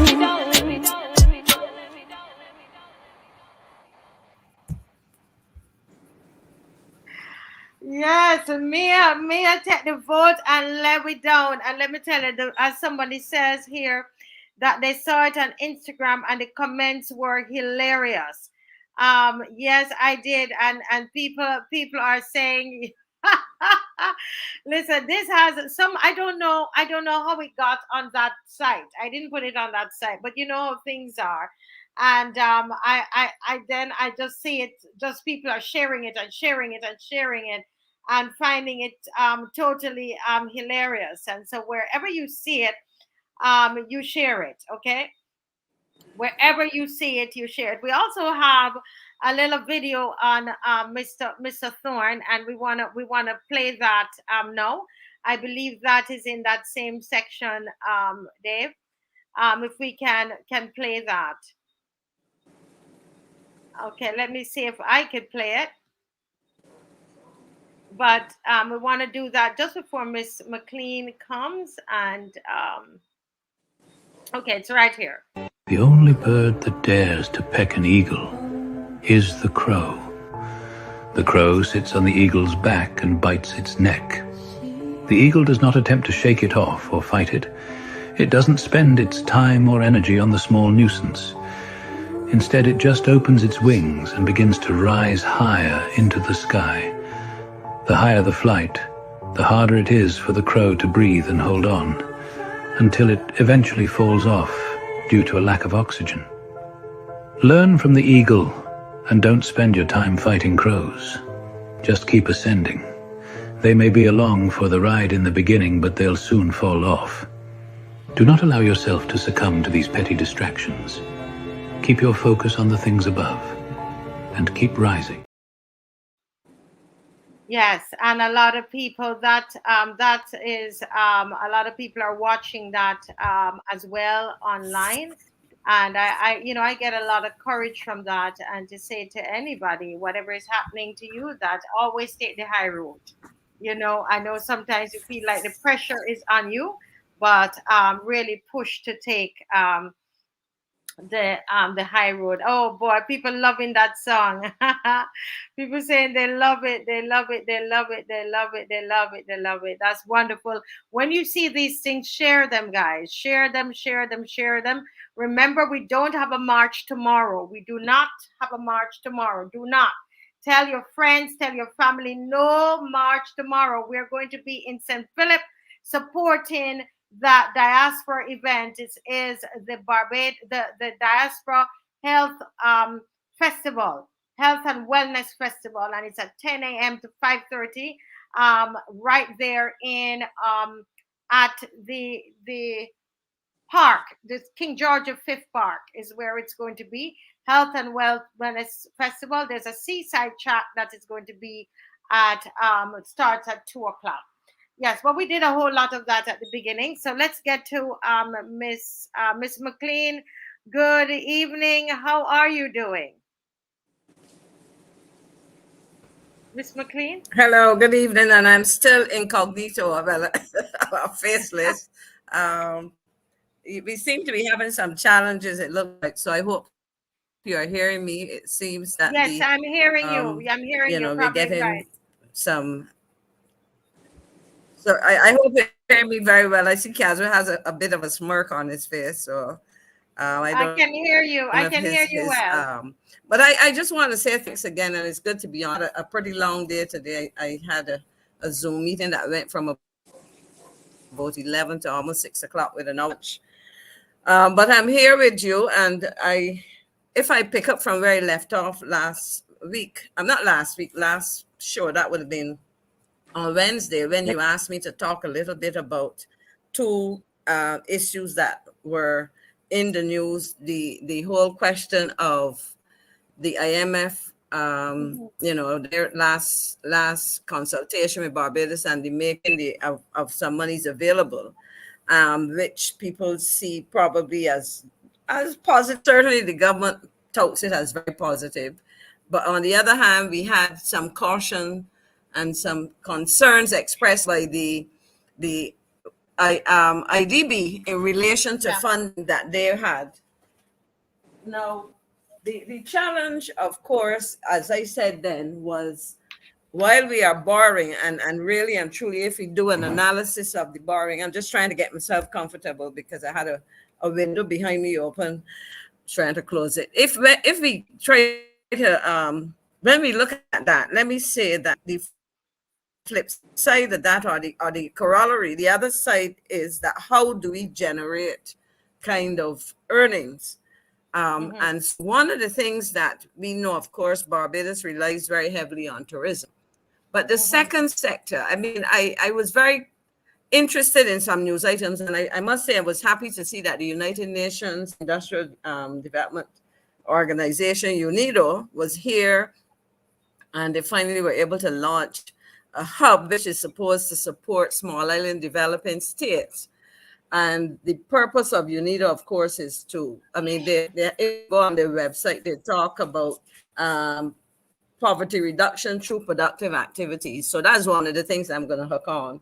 Trade capacity building. So you hear all of these things, energy, environment. But the question is, are we as a country, in the same way that the IDB has expressed concerns when we borrow money and we are not able to execute the projects properly, are we as a country in a position to take advantage of those opportunities? And I raise that because I listened to the CEO of BIDC, they call it Export Barbados now, Mr. Mark Hill. And, you know, I talk a lot professionally, I taught for many years. I also spent a decade in government as a politician, member of the executive as a minister, and I suppose talking is part of what I do. But I also believe that when we talk, we need to be able to look at some action. And I'm going to read something that I heard the CEO, because in making my contribution tonight, I'm going to ask him to talk to Barbados in language I understand. And this CEO, which CEO are you referring to? Just to make, we just want to be clear. I said CEO of the BIDC. BIDC, they call it Export Barbados as well, Mr. Mark Hill. CEO of the BIDC, and the new name is Export Co. They call it Export Barbados. Export Barbados. We have a regional agency, Caribbean Export, and then we have Invest Barbados nowadays. And this was something he said. He said, he spoke of transitioning from 2.0 to 4.0 technology and platforms, which comes with clean tech applications. You gotta green the robotics. You gotta green the artificial intelligence. And I'm like, what does that mean?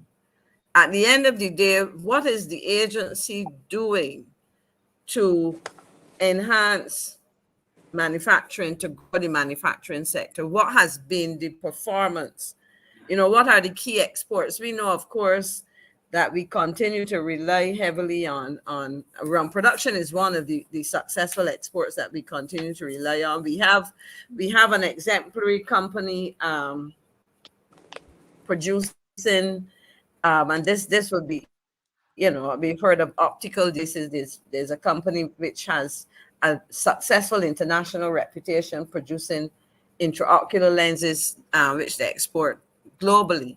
But at the end of the day, what exactly are we doing? Because you see, I keep hearing these things.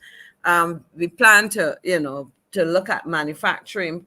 The last thing I heard him speak about was manufacturing furniture from a non-traditional materials. I think he was talking about banana plants or something. But what I saw on television and what I thought was a photograph of some prototypes were actually, when I investigated, there were stock pictures from some furniture manufactured somewhere in Asia or somewhere like that. Wait, hold on a minute. Miss McLean, I wonder if you're able to, if you're not on your phone, because let me see if I can find it on my phone, because let me see if I can find it on my phone. Because I took a... Go ahead, Marcia. Talk while I try to find this thing. That's what I was going to do. Mr. Franklin, this is the thing about these, a lot of these people. It's my husband uses a term about Mia spawning herself. She's creating, because when you listen to somebody like him, what you're hearing is a lot of buzzwords. They're throwing out things. You see that, Heather? Throwing out buzzwords and to sound as though, they probably went to a conference and they get these buzzwords and they're throwing it out. But underneath it, it's nothing. It's empty. So when we talk about the manufacturing sector of Barbados and they give it Can a I new say name. something, Marcia? Yes, go ahead quickly. Quickly, yes. Yeah. I remember I said I was reviewing the estimates for that ministry as well.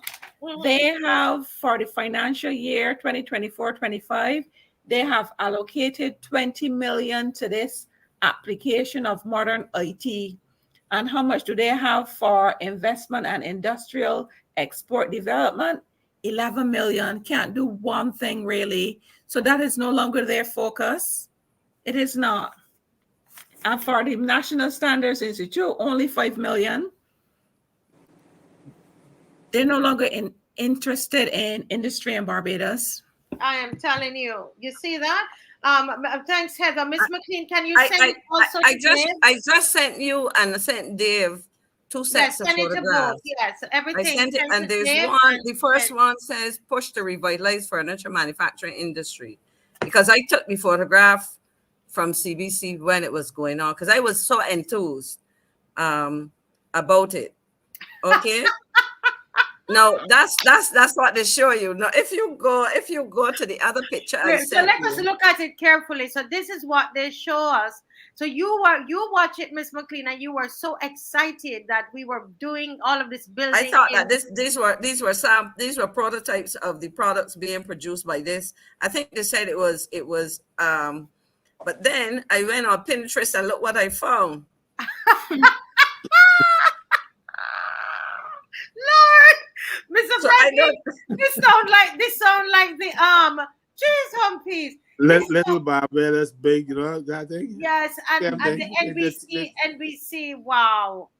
Now, you know, for me, I found it sadly funny, if there's such an expression, because I mean, it after I did it, I checked and I said, well, okay, this looks really good. But then I can actually send you a picture, because then I started to do some research on what if you were doing materials like you use coconut. I think it was coconut. Was it coconut? I said banana, but it might have been coconut.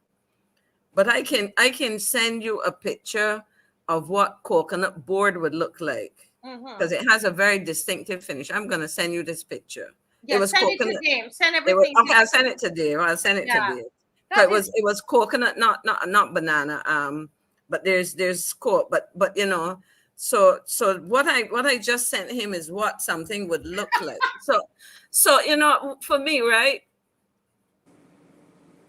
This is serious business, and we have serious opportunities. And in all that was said, I was reading some comments by Mr. Hill. He talked about 1,500 graduates coming out of the university and whatever. And we cannot buzzword our way through government expenditure, because we have the whole thing to me is a farce if we're not careful, because I'm hearing all of these things.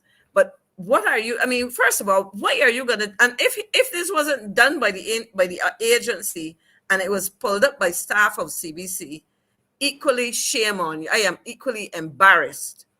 Because at the end of, you see, this is what, if you use coconut, this is what the finish would look like, you know, because I was trying to say, okay, what is this that they're showing me? And I, in a couple of minutes, I was able to go and search and find these things. Yeah. Because technology, the same in artificial intelligence and so on, you can very quickly, I can go and find out if somebody writes a speech, whether it is the original or if I can find chunks of it coming from somewhere else and all of that. But back to the point I'm making, what exactly are they doing down there? They've changed the name. You hear a lot of buzzwords about bio this and I mean, I you know, big pharma and pharma and I am just, you know, I am just concerned. Now, one of the, and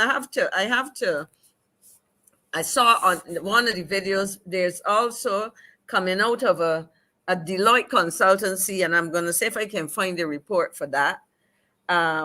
They have established an international food science center where they can do a number of things. Now, I've seen images, and I want to know if they can do a major feature on this, because what I saw was pretty. I mean, they're catering to persons who and this is something people have called for years, and so I give kudos where it is deserved, with reservation though, because I want to understand the level of capacity, because persons doing condiments, hot sauces, seasonings, and so on. What I saw them bottling would have been pepper sauces, and I must tell you, I have some bottles that I bought. What used to be BMX, it was last called Thai or something. Everything's changing up, but I bought it under a brand called the Landship brand, and I'm not sure, and I didn't get a chance to research it, but I'm not sure if the Landship brand is a brand owned by somebody utilizing the facility, or if it is a brand owned by the BIDC/Export Barbados. Okay. I wonder if Heather, can you search it as she's talking about it? Let Heather try to search it. The Landship. The Landship isn't a friendly society.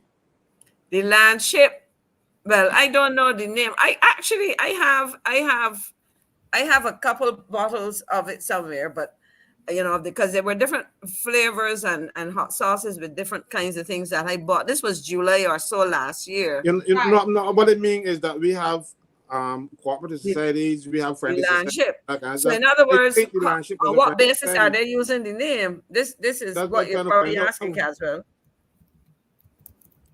I got to double check that though. Check that, because I know the Landship as an institution, a social institution, I would call it. It is a friendly society, actually.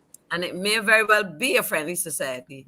And so on what basis are they using the name? Were they given permission? Who owns the brand? I mean, so there's some things like that. But my big issue, Marcia, is that when I see the opportunity, I reflected on what the IDB had reported. And I saw, because I know that this UNIDO exercise, this SIDS hub, was something that was being explored for some time, and it has landed, so to speak. And my question is to Mr. Hill, to the very many, well, I mean, the other thing is that the BIDC, it seems to be more than a name change, and it would be useful for him. Maybe he will come on your program, Marcia, if you invite him. I don't know, as a public officer, to come and tell us what exactly are you doing, what have you achieved? Because you see, from what I'm observing, this the term that the Prime Minister likes to use is deconstruct and reconstruct. Now, I hope that we have not got stuck at the destruction part, because deconstruct is to break up. The deconstruct is where it seems like that's where we're at with everything right now. But go ahead. Go ahead. Sorry, I'm talking in your. No, but no, I'm serious.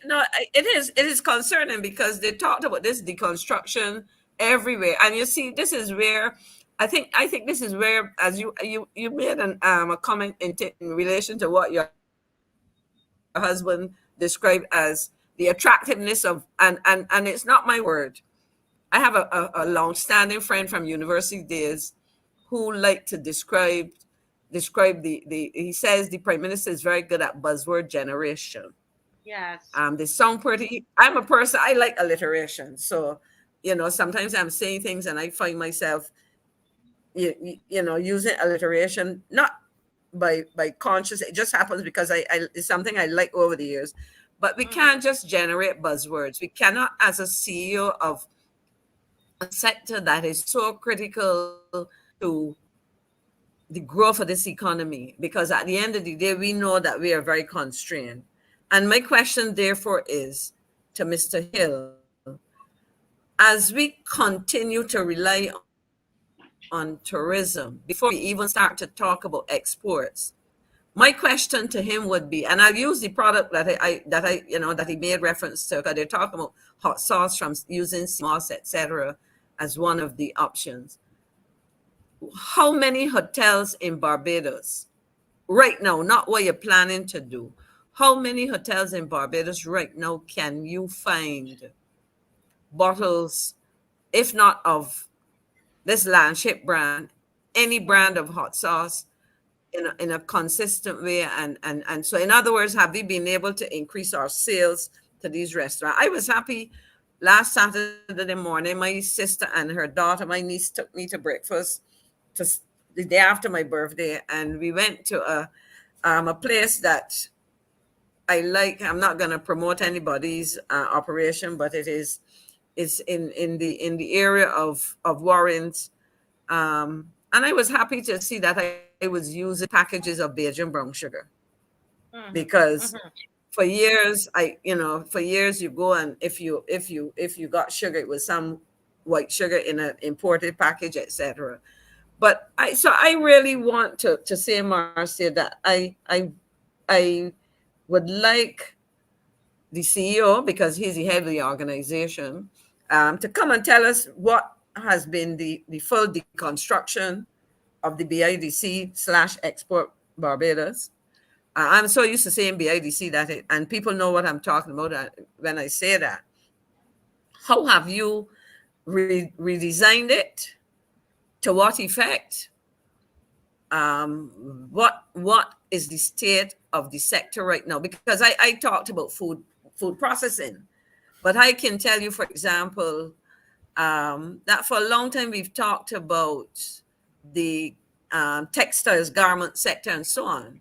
Yes. And we have had, in fact, it applies all the time, because in the same way that we heard the Minister of Agriculture talking about exporting sweet potatoes, planning to export soon a 40-foot container of sweet potatoes, probably every sweet potato that we could find.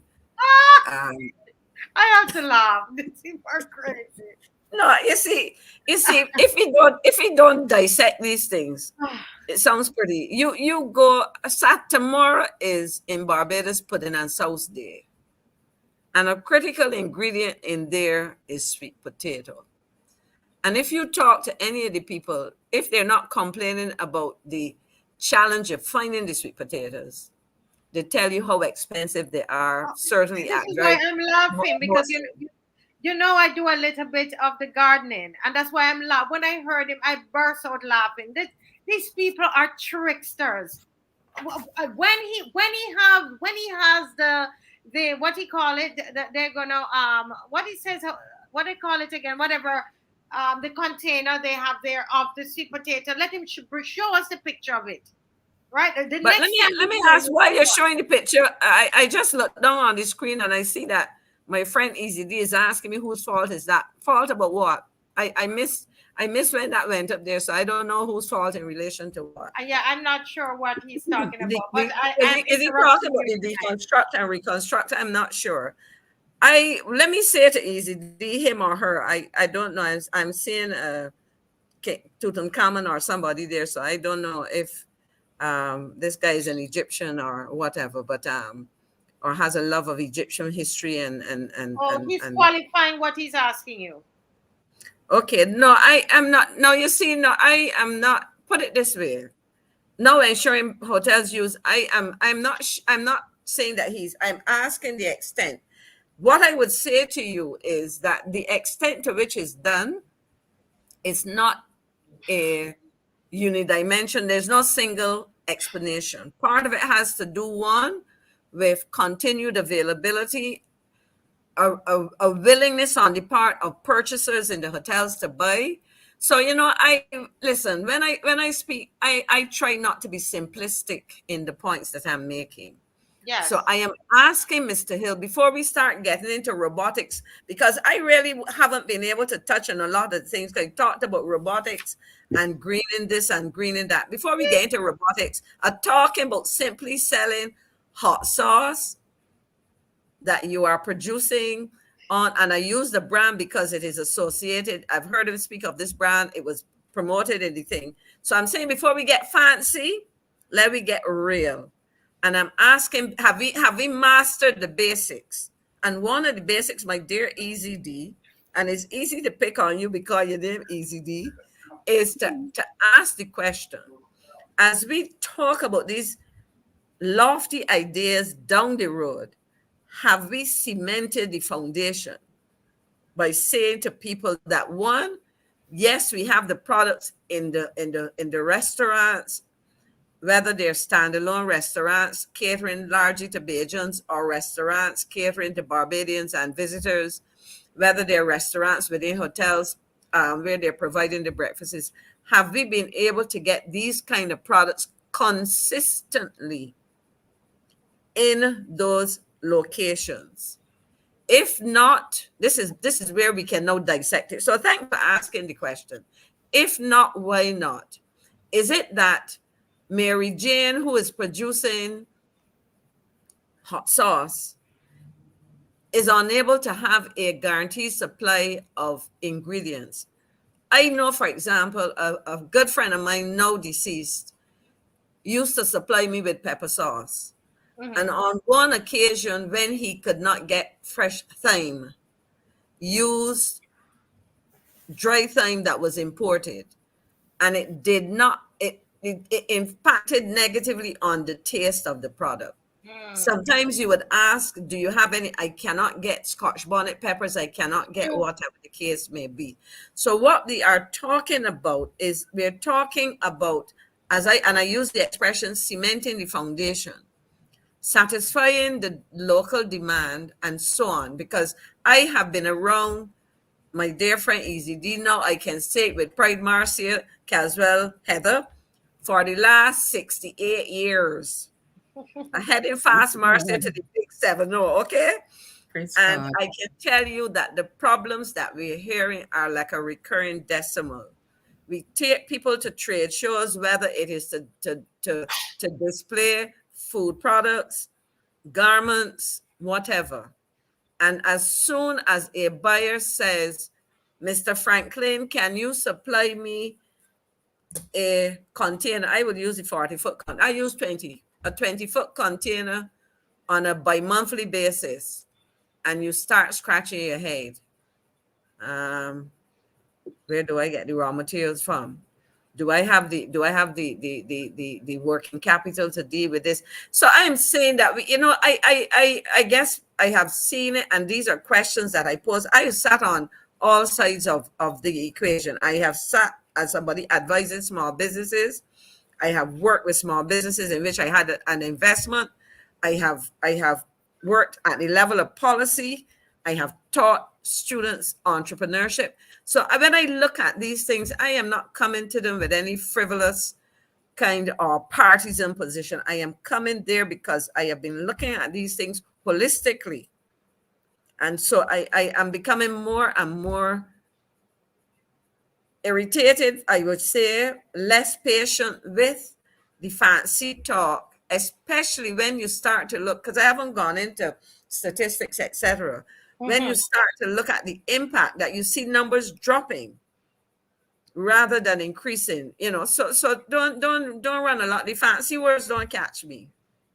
As I tell people, keep it simple. Keep it short, keep it simple, or keep it simple, stupid if you want to be negative. I say keep it short and simple, or keep it short and sweet.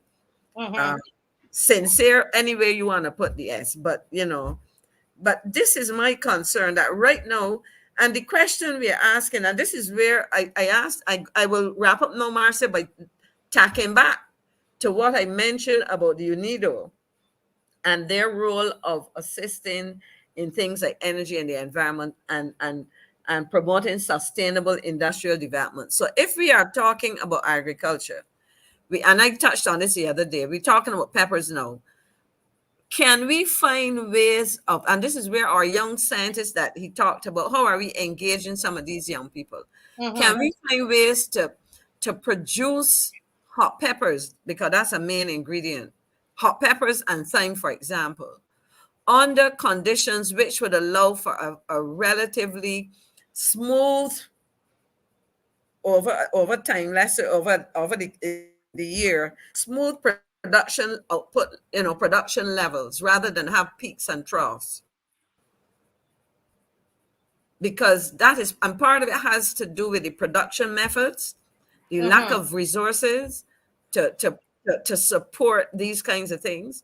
And I'm saying that that some of the money spent on some of these things to come up with these fancy roads and run around in circles elsewhere, get back to the basics to make sure that we have the capacity to do these things. I mean, you're right here. Dale said you're so correct. The hot peppers, chives, Chinese marjoram, and are usually a big problem. And the question is, I remember talking to an agriculturalist from in fact, he should be in Barbados very soon. And if possible, I would probably, hopefully, Marcia, get him to maybe speak to this group, because he's saying, I remember saying to him, time is hard to grow. He said, Maxine, it depends on how you grow it. And I stuck a pin right there, because I have seen this person sit with me and a former student of mine, somebody who has a very good business head, and within 5 months was able to put together a set of products from idea to commercial potential. Yes. You understand? So I'm just saying that there are a lot of things, but we get into the airy-fairy, fancy sounding words and beat our chests and think that we really saying something. But I really think that we have to sit down and because we have a lot of young people, and I have no problem with young people trying to get work, but then they're running around in circles because the people above them don't seem to have a very that's an intro to some of the things are preoccupying me. I as I said, I will look at some numbers and so on as I flesh out these things, because Yes. I believe that there are some simpler solutions which would allow us to take advantage of the presence of agencies such as the FAO, UNIDO, and so on around here. And hopefully the discussion can continue. Yes. I'd like to ask you a question, Maxine, because you said that it's now called Export Barbados. Yes, I think that's, let me make sure I wrote it down. Yeah, but what do we Export Barbados. Our Well, you see, our most frequent export is Mia, and she keeps coming back. Mr. Franklin, it's a good thing that my face is not there, but Marcy. No, that's what we export. Mr. Franklin, you are saying that the only thing that it's called Export Barbados, and the only thing we export is Mia, because she takes so many trips, and it's not really an export. But the problem is that she keeps coming back. You know. So I don't know if the Export Barbados arranges that, but no. But what I want, but no, but let me say something about the name though, because the BIDC, Barbados Investment and Development Corporation, as it used to be called, and it had several iterations of the names over the years. A lot of its focus was on the development of micro, small, medium enterprises, hoping to make sure that some of these things can grow large. Yes, they helped me. They helped us with our film. But precisely, one of the questions I would like to ask the new CEO: is it correct that you have hived off some of that small business development? And when I say small business development, those companies that are not necessarily at the stage where they can even contemplate export to National Cultural Foundation or something, because there's some strange, I mean, and I am asking questions because I can't speak categorically or definitively on it, but I get the impression that pieces of the business of BIDC have been carved off and put somewhere else. And my question would be, why? Where have they gone? What has been the impact on those persons who have participated, who normally would have gone to that business event? Because as I said, I would have been there years ago working with some small businesses over the years to get the support of them. At the level of policymaker, certain activities we engaged in. I remember going to Brazil with a group. It was what we call a national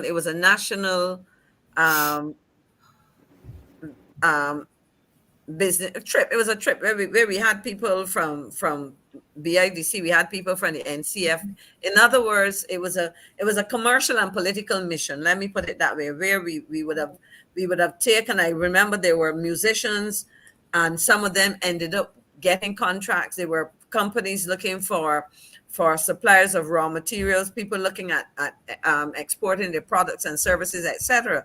So my question really and truly, let me capture this, and I would pause it because I will come back and ask the question. What exactly, or a couple questions, what exactly does Export Barbados do? What has changed since the name has changed? In other words, what did BIDC do? What does Export Barbados do? And if there is a difference, what has happened to delivering services to those pieces that are no longer of major priority or are part of BIDC? Because it bothers me, because you see, I tell people we have to be very careful when we start getting into root and branch change. Heather wants to add something, I think. I want to say something.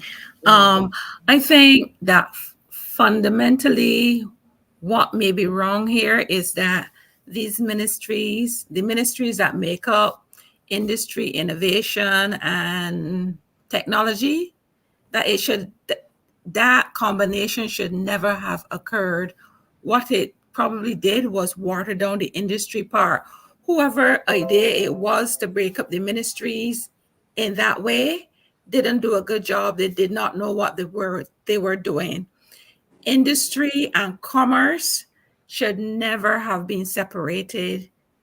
They should have never brought that out of there. So it looks as though two things or three things that have no bearing on each other have just been lumped together, and nobody knows exactly what to do with both of them together. I worked at the Ministry of Industry. This was a long time ago. This was when it was industry, commerce, business development, and that was when it was on Reef Road in Fontibon. Then they had the changes and international business was added. We moved up to Upton, but to separate industry from commerce does not make any sense. Not at all, because it's as though you don't know where you're going. And another thing, there was this article in today's paper. You spoke about UNIDO. This is what the Director General, Gerd Muller, had to say about what is happening in Barbados. The title says, UNIDO Chief urges processing industries boost. And he said, and I'll just read some of it. This morning in my hotel, they offered me mango juice. You produce the best mangoes here, but the mango juice is from Italy. The drinkable water is from France, yet you have the best water resources, and the towels are from Turkey, said the UN, United Nations Industrial Development Organization Director General. He urged Barbados to invest in processing industries to better use its abundant natural resources and become self-sufficient in food. Wow, can you read that again? I think that is, and when you're finished reading that, we want, Miss McLean, I want to, and Caswell, I want to show a little video because I'm not hearing from Kimar. I don't know if he's coming on tonight. I don't see any messages from him, but there's a little video that I think will go very, very, will complement what is happening. But let's hear Heather and then let Dave go to that video. Miss McLean. Mm-hmm. This is Mr. What's his name again? Gerd Muller, and he is the UN UNIDO Secretary General. And he said this morning in my hotel, so he's on the island in Barbados, and he says this morning in my hotel, they offered me mango juice. You produce the best mangoes here, but the mango juice is from Italy. The drinkable water is from France, yet you have the best water resources, and the towels are from Turkey. That's what he said. He urged Barbados to invest in processing industries to better use its abundant natural resources and become self-sufficient in food. Mm-hmm. Wow. That, listen, and that's just part of the article. Send me that article. We need to take a section and do a post with that section. Well, okay. let's just take a look here. Dave has been trying to get me to play this, and every night we can't get to play it. But I think that this matches so much what we are discussing tonight, and then we can all jump in and discuss. Go ahead.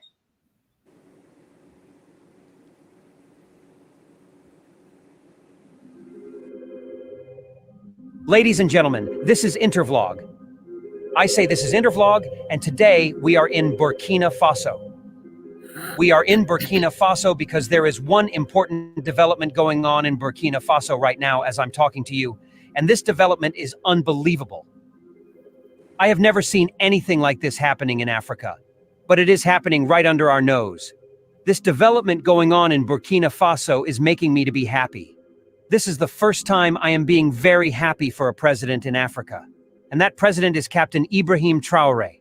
What Captain Ibrahim Traoré did is unbelievable. For some of you who don't know about Ibrahim Traoré took over not up to 3 years and became the Burkina Faso's leader. Since then, he has been loved by many people in Burkina Faso, also many people in Africa. But this his love which he got from people, did not got into his head because he knew his target. His target is to improve development, employment, agriculture in Burkina Faso. And the way he did it is unbelievable. What you are looking at is 400 tractors, 239 tillers. The tillers, for some of you who do not know what it is a tractor that you can ride manually, like a wheelbarrow. And also motor pump, which is water pump. This is for irrigation. This money, he's supposed to have used it to buy cars, because presently, he is driving Land Rover Defender, 2001 model, which is costing about $12,000. But he decided not to change that vehicle. Anywhere he goes, he uses it. Instead of to change cars, Africa's leader have decided to go in to make a nice farming with the little money they have. And what you are seeing is unbelievable. It is the first time in Africa that a president said no for enjoyment, but decided to go for agriculture, which will create employment and produce food for the people. I have always said this time without a number. Africa is poor because nobody wants to go to farm. Immediately, a president enter into office, the first thing he will do is to change his vehicle. Some will go and buy the most expensive Toyota, a SUV that cost about $200,000. Others will go and steal their money, convert it into dollars, hid it into their bedroom. A lot will send their money into international banks, leaving large, traveling, going up and down. To show you the leaders you need in Africa, don't ever go and vote for any leader who is only thinking about expensive car. Those expensive cars they are driving is what is soaking Africa down. Some president in Africa has 20 vehicles for escort. Each of them is bloodproof. Each of them costs about 200,000 United States dollars. How do you improve? You have already used the whole money that belongs to your country for yourself. Where are you going to get money for agriculture? And this is the reason many people are not focusing into agriculture anymore. Because things have changed. Agriculture today is under mechanization. You cannot cultivate yam or cultivate cassava the way we used to cultivate in the past. If you want to be a farmer now, you have to go into mechanized farming, meaning buying tractors, procuring different type of machines, facing agriculture. In Africa, there are land everywhere. In Burkina Faso, there is land everywhere. In many, many places, empty land, nobody is using it. Everybody's mind is how to change his car. Look at Burkina Faso's president. The car he is driving was made in 2001. The current price today as secondhand is $12,000. A president of a country. And he thinks about his country using the little money they have for what? For future purposes. He knows Burkina Faso has a land, and then he focused there. 400 tractors everywhere. 400 tractors. 239 tillers and 710 motor pumps, and were made available to rural stakeholders to boost agricultural production. In addition, 714 motorcycles were acquired for the benefit of agricultural agents. The government will also support producers with inputs consisting of, among other things, 10,000 tons of fish feed, 68,964 tons of fertilizers, 10,000 liters of phytosanitary products, 18,000 tons of plant seeds, 2,300 tons of seeds, fodder, and 10,000 tons of concentrated feed. At a cost of more than 78 billion FCFA, which is 28 million US dollars.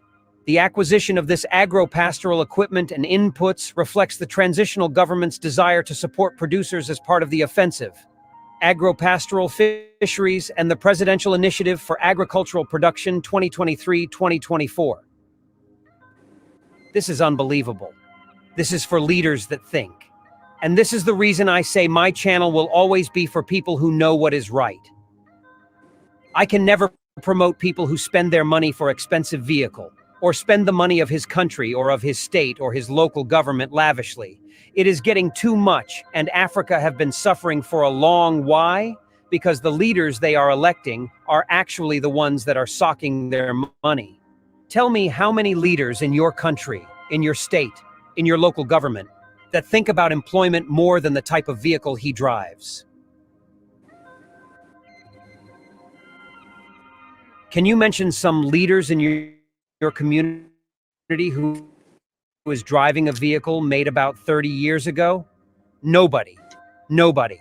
Can you mention a leader who is driving a vehicle that cost below $12? Nobody. For you to know a good leader, check the type of vehicle he drives. Check his escort. How many people go with him everywhere he goes? How many vehicles? Because each of those vehicles that go with your leader is actually blood-proofed. Cost $200,000. If his mind did not tell him not to go and buy all those vehicles that cost such money, that his mind is still not going to tell him how to save money and be productive. Because if he had been a person who is productive in nature, immediately he enters office. What he will think about is what will bring employment for the people. There is no African countries today that don't need employment. Everybody is running away. Why? Because of lack of employment.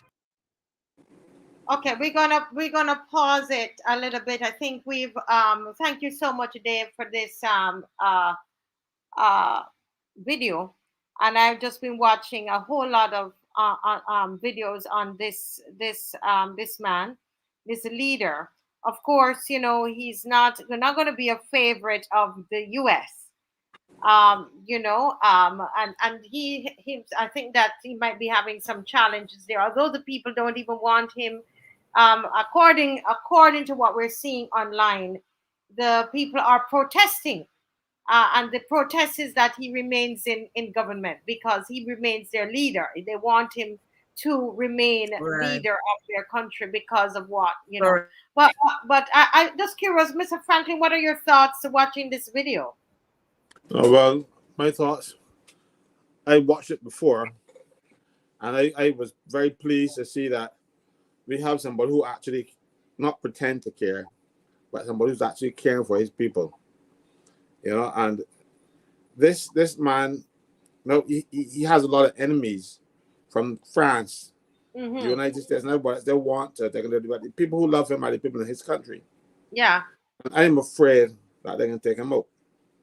They took out Thomas Sankara because he was progressive. Because they want to keep Africa poor. They want to keep Africa producing the raw materials for them to make money and become rich. The raw materials are cheap, but they refine them and then they make millions out of them. Africa is getting pittance out of the raw materials that it has. So he now has changed. But he asked France to leave, you know, and then like that. When he first got into office, they tried on a couple of occasions to overthrow him. Yes, but he is time for him. I pray that he continues, because we need visionary leaders. We don't want people who think more about themselves and what they can do or what they can achieve because they become a leader, like our leader. And I got to say that our leader pales into insignificance.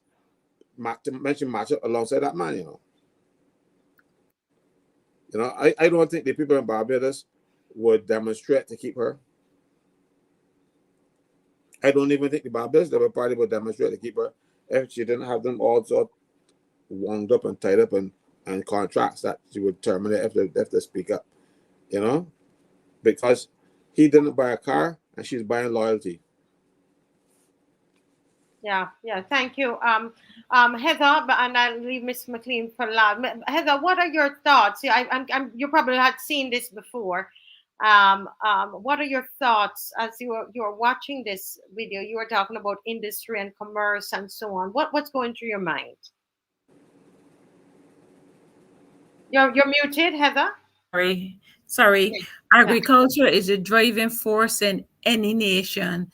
You have to supply food for people to eat, because it's only you have children to feed, and only if they get a nutritious need will they be able to learn when they go to school. So to me, it is the primary building block when it comes to food, agriculture. But it doesn't seem to be the case in Barbados anymore. The government, agriculture and industry and commerce doesn't seem to be the government's focus. And I wish Mr. Traore the best, and if he remains the leader, it will work for Burkina Faso. I am sure that in the next 20 years, 10 to 20 years to come, that country will be a leading force in Africa. Maybe not even so long, may not even take that long. Correct. And I hope others will follow him. Marcia, Maxine was speaking earlier about thyme and peppers and stuff. I want her to also concentrate on tomatoes. Remember my tomatoes? They're still here, and they're still here since February, Maxine. Actually, this time, this dry season, we probably get some local ones. But the friends of mine who told me they will to ask for tomatoes will see them. If you cut those, you're gonna see that they got some little funny looking things on the inside, you know. But I know. I'm frightened to cut one. Yeah. Yeah, but thanks, thanks, Mr. Franklin. Miss McLean, what are your thoughts about this this video you watched? I saw that video before, but for me, it is right touching because I have been to Burkina Faso. I went there for a conference, and the poverty at the time, because it's probably the 19th poorest, one of the poor countries in Africa. But things stood out. The meaning of Burkina Faso means land of upright men, men of integrity. That's what the meaning of it. Yes, it does. Land of upright men. And one of the things when I heard the name, because it used to be Upper Volta, as you know, one of the things when I heard the name, because despite the poverty, there was an elegance and a regal way in which the people carry themselves. You know, and they're building a new international airport and I remember distinctly the situation of the airport. It was not your typical international airport when I went there. I have to look at my passport and check one of my passports and see what was the exact time I went. I don't know if people know, but you can look at his face. President Traore is 36 years old. President Sankara got killed at 37. His widow, Mariam, is now 72 or 73 years old. So you understand. And so when I look at these two leaders, very much the same in terms of intention. Burkina Faso has a per capita income of less than $1,000 US. So it is, but it is a country, there's 100. I checked this while we were talking because I wanted to get some information. It's 105,792 square miles. So when we see those tractors there and we look at a country that has a population of 22, almost 23 million people, it's not one of the biggest countries on the continent, but it has the capacity to feed itself, to do a lot more. I remember being in the restaurant at the hotel, and the chicken was, I mean, you know, you could see that the farmers were not able to, well, maybe the chicken was more than it was we get in the Western world, but it, you know, to me, you could see that people were struggling to do the things they wanted to do. And when you understand the relationship to France and those former French colonies, the requirement that they keep at least 50%, I think, of their foreign currency in Paris. They have broken away from that. So if you look and see what's happening in Niger, in Mali, and now the new president of Senegal, who's another young man, and he has been working closely because and I noticed that somebody put there that there were about 7 attempts on president's life so far, but the people have kept the Americans have been making advances trying to get into meat and whatever, because go and look and see what the resources of these countries are and how they have kept France and the French wealthy. And the guys have said the countries, in fact, Marcia, I don't know if you are aware, but there was a visit to Burkina Faso by, what's the group? There's a group where the former ambassador, African ambassador, Quo is her last name. She's you know who I mean. She spoke on that Oh, program you had with China and so on. Arcana. Yes, she and a delegation were in Burkina Faso and they went to say to the president, we support, and you know the name of the organization as well. I am trying to remember off the top of my head. But she and a delegation went there recently and said, look, it was Africans and Africans in the diaspora who went pledged to support the country by concrete investments and so on. Mm-hmm. And that is the kind of thing that needs to happen, because without these countries, France. Yeah. Are you hearing her, Miss? Anybody hearing her, Caswell? No, she dropped out. She dropped out. Okay. Rude Boy. We all views on here matter. Rude Boy saying he watched the video and he was saying that Mia Mottley is a great leader. He said Mia is a strong leader. People of Barbados will re-elect her over anyone you guys can put forward. Traore is a great and brave leader, but so is Mia. Well, Can I just say? Let me just complete what I was saying. What I want to say to Mega Rude Boy. You've watched this video. We only showed you probably about 7 minutes of it. Can you find something in Barbados that Mia Mottley would have done over the period of time? This man is not even in office even half of the time as Mia Mottley.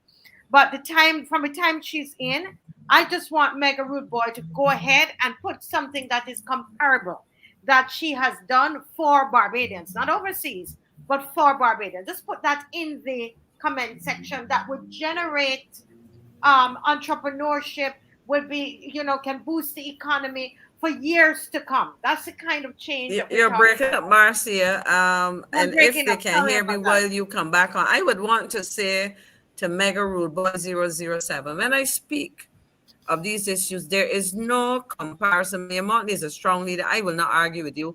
You would have to tell me how you define strong. But I am talking about the realities of a number of countries across the African continent that have been exploited.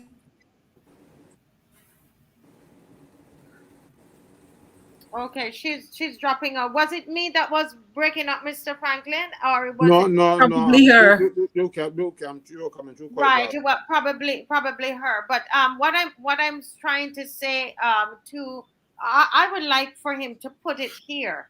What has she done for Barbados that would be comparable in terms of the economic benefits for this country that will last years to come? Put it here, please. Put it here. Put it right here in this chat. I would like to know. But Mr. Franklin, go ahead. Yeah. We're coming up to 10 o'clock. She's on British 10 o'clock. It comes so fast, Marcia. You sure you got this clock advance? I just sat down here. Yeah, if not, we have Sunday. If it's something new, that we would deal with it Sunday. But go ahead. No, it is a bit new, but I want to speak about my last few minutes. Because the Barbados Union of Teachers has just decided that they will take action over terms leave. What used to happen? People don't understand, but teaching is one of the hardest jobs in the world. And it is very stressful. I don't think I could be a teacher. Because you can imagine you have a class with 30 children in it. There are 30 different personalities. Mm-hmm. Coming from several different backgrounds, several different types of parents and all kind of thing. And then you have to teach them and keep them and control them and try to educate them at the same time. It is not easy. It is stressful. After a while, if you don't get a break, you burn out and you end up on Black Rock. So it was designed after the first 15 years, you get a term off. Mm-hmm. And then the next 7 years, you'll get another term off. This is called terms leave. And then you get a final one after 5 years. Now the government has changed the thing and said, well, look, you will get only the first leave and the last. They don't understand what term leave was all about. terms leave was supposed to for you to go and recharge your batteries. You don't want to recharge your batteries to come back to work after you retire. So giving the person the first leave and the last don't make no sense. Mm-hmm. And Barbados University has been fighting that for a long time. They even went to court on it. And they finally won that case after a long, long time. But they're still not getting the leave in the ministry. Mm-hmm. Now, the Ministry of Education has given the impression to the media that the Ministry of Public Service is the holder. That, look, I don't have any members at the Ministry of Public Service, but I deal with them on a regular basis because those are the people responsible to conduct the service and all that kind of stuff. So I have to deal with them. And I find out they're very decent people, but except for one, but she gets transferred to Ministry of Education. And but they are down there now lying and saying that the Ministry of Public Service is responsible for the problem. The Ministry of the Public Service does not deal with terms leave. They don't deal with it. That is something coming from the Ministry of Education. And the Ministry of Education is bold enough to come out and make that statement. Somebody should go home for it. It's a lie.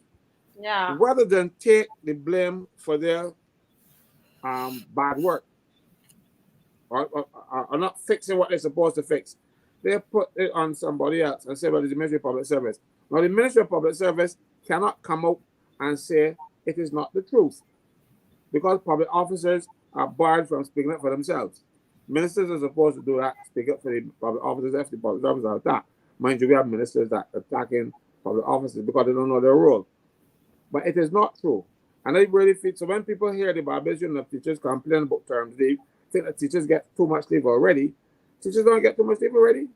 Teachers are off when the children are off because they're in the school. But when a person is teaching, you don't only teach the 6 hours of school. You have to prepare lesson plans. You have to correct books. All this is being done in your time. You don't do it when you're at school. You don't plan your lessons while you're at school. You do it home. So teachers need a break or they will burn out. So you have to give them their leave, let them recharge your batteries. I remember when Alabama lost the government in 1976. He allowed, I think it was C.B. Smith to become leader of the opposition and say he's going to recharge the batteries. But teachers need that recharge. And for the Ministry of Education to keep on lying about the circumstances, I don't know what more these people, they refuse to tell the truth. I do not understand. I go to meetings and I hear people looking at me online. I know they're lying. And there's no consequences. I went to a case yesterday and I told the chairman of the meeting, I said, listen to me, 2 of those people came in. One had to be telling the truth. One cannot be. It is you to decide who you believe. And the other person you should recommend for charges because he like to be laid on oath. Yeah. Because you have to give an oath when you're given evidence. But they know they're not going to be punished for it. So they just stare in the face and lie. Yes, yeah. But this is something, what we can do, Mr. Franklin, is, sometimes we have leftover things that we have to take over to on another day. And this is the issue of teachers. I think we could take it over to Sunday. Yeah, I also want to take over the broad things on Sunday too, because so we are on strike again next week. Next week. So Sunday would be good. So Sunday would be. Yeah, so we would do teachers and bra because we had advertised bra. We didn't get to touch it. But I think that this is a good way to end. Sorry, we did not see Kimar tonight. But I just want to thank Ms. McLean for coming on, Heather and Caswell as usual, and the viewers. I mean, people are just so they are interested and they're posting and they're helping with information and they're reminding me of things. And so we did it all tonight together as a unit. That's what unity is all about. We don't have to be uniformed, right, Mr. Unity Caswell Franklin? But we find what we have in common. And we said tonight what we have in common is that that anthem, the national anthem, we have in common. We love Barbados and we're here. Let's have our final words of the night before we go out. And then we have our little song. And I just want to remind everybody that tomorrow morning we're going to be at Where? Who's gonna tell me? Where are we gonna be? No, there's no march. No march tomorrow. No march. No march. Don't know how else to do it because I don't have money to put something on the radio. But you have to help us. No march tomorrow. Tell us where we're going to be. And yes. Dave gave it away. Does it? Is it? Yeah, it's on here, I think. But that's where we're going to be tomorrow, 10 o'clock. 10 o'clock. All right, let me just go now. Let me see if Miss McLean is still on. Miss McLean, are Yeah, you on? yeah, I'm here. I'm here. I don't know if you can hear me. Yes, yes, we can hear you. We can hear you. Yes. So, what are your final thoughts this evening before we go? Well, what I want to say is that when I look on at what is happening in sub-Saharan Africa, particularly West Africa, it is cause for to be proud of what some nationalists decide they have to do in the interest of their country. And what I would say to Barbadians, educate yourselves some more about the continent and these developments, because we speak of them. Some people have no idea of the nature of the problem and the kind of solutions that are being put forward by these new leaders. And we ourselves, notwithstanding the difference in circumstance, we have a lot to be done here in Barbados if our people are to progress further. Yes, and we need to look at some of these new African leaders a bit more, really examine them a bit more. Thank you, Miss McLean, and thank you for coming on. Your contribution was excellent as usual. And Heather, oh my Lord, that was some great research that you did tonight. Thank you for coming on. Is there anything that you want to leave with the viewers? Yes. I would like everybody to start a conversation. But before you start your conversation, I want you to read the cybercrime bill, read the Bar Association's comments on that bill, and then perhaps watch what I delivered tonight, and then go to the estimates, the part that has the Attorney General's office, and it is head 30.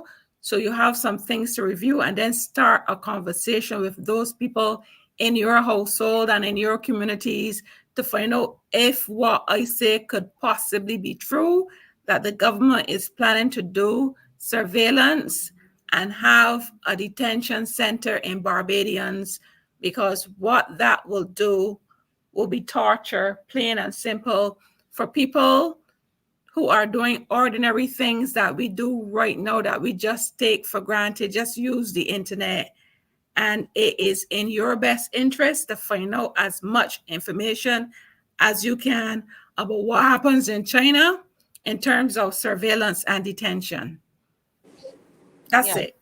Thank you so much, Heather. We appreciate you and for coming on tonight. And the General, Mr. Franklin. Mr. Franklin, you, as usual, you champion the cause of workers in this country.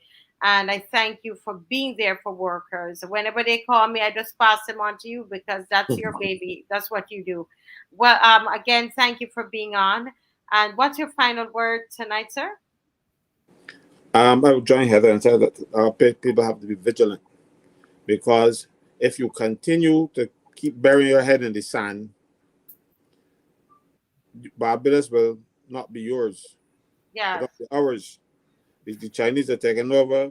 The people from other Caribbean countries who have money buying up all of our assets, and they're willingly sold because somehow the people who own the assets in Barbados don't want Bajans, especially black Barbadians, to own them. Mm-hmm. So we have to start spending money with our people, with people that look like us. I don't want poison anybody's money against any race, but we have to start looking out for each other. We have looked out for everybody else up to now. Yes.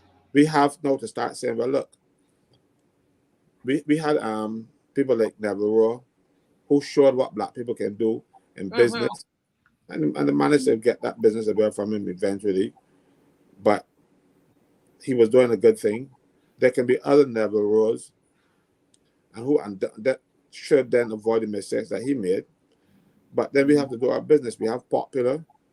He is a poor boy from down in St. Andrew, went to school with me. So I know him. And people say, oh, Popular, always too full. The reason why Popular always so full is that they get better prices. You know, and but they don't understand that. They prefer to go and shop. I remember one day I spoke to a young attorney, and I said to him, I go into the supermarket, yeah, Mr. Market, and I told him Popular. They said, boy, since I become an attorney, I don't go in there. You know, I'm an attorney. I Popular now. I say, see this nonsense?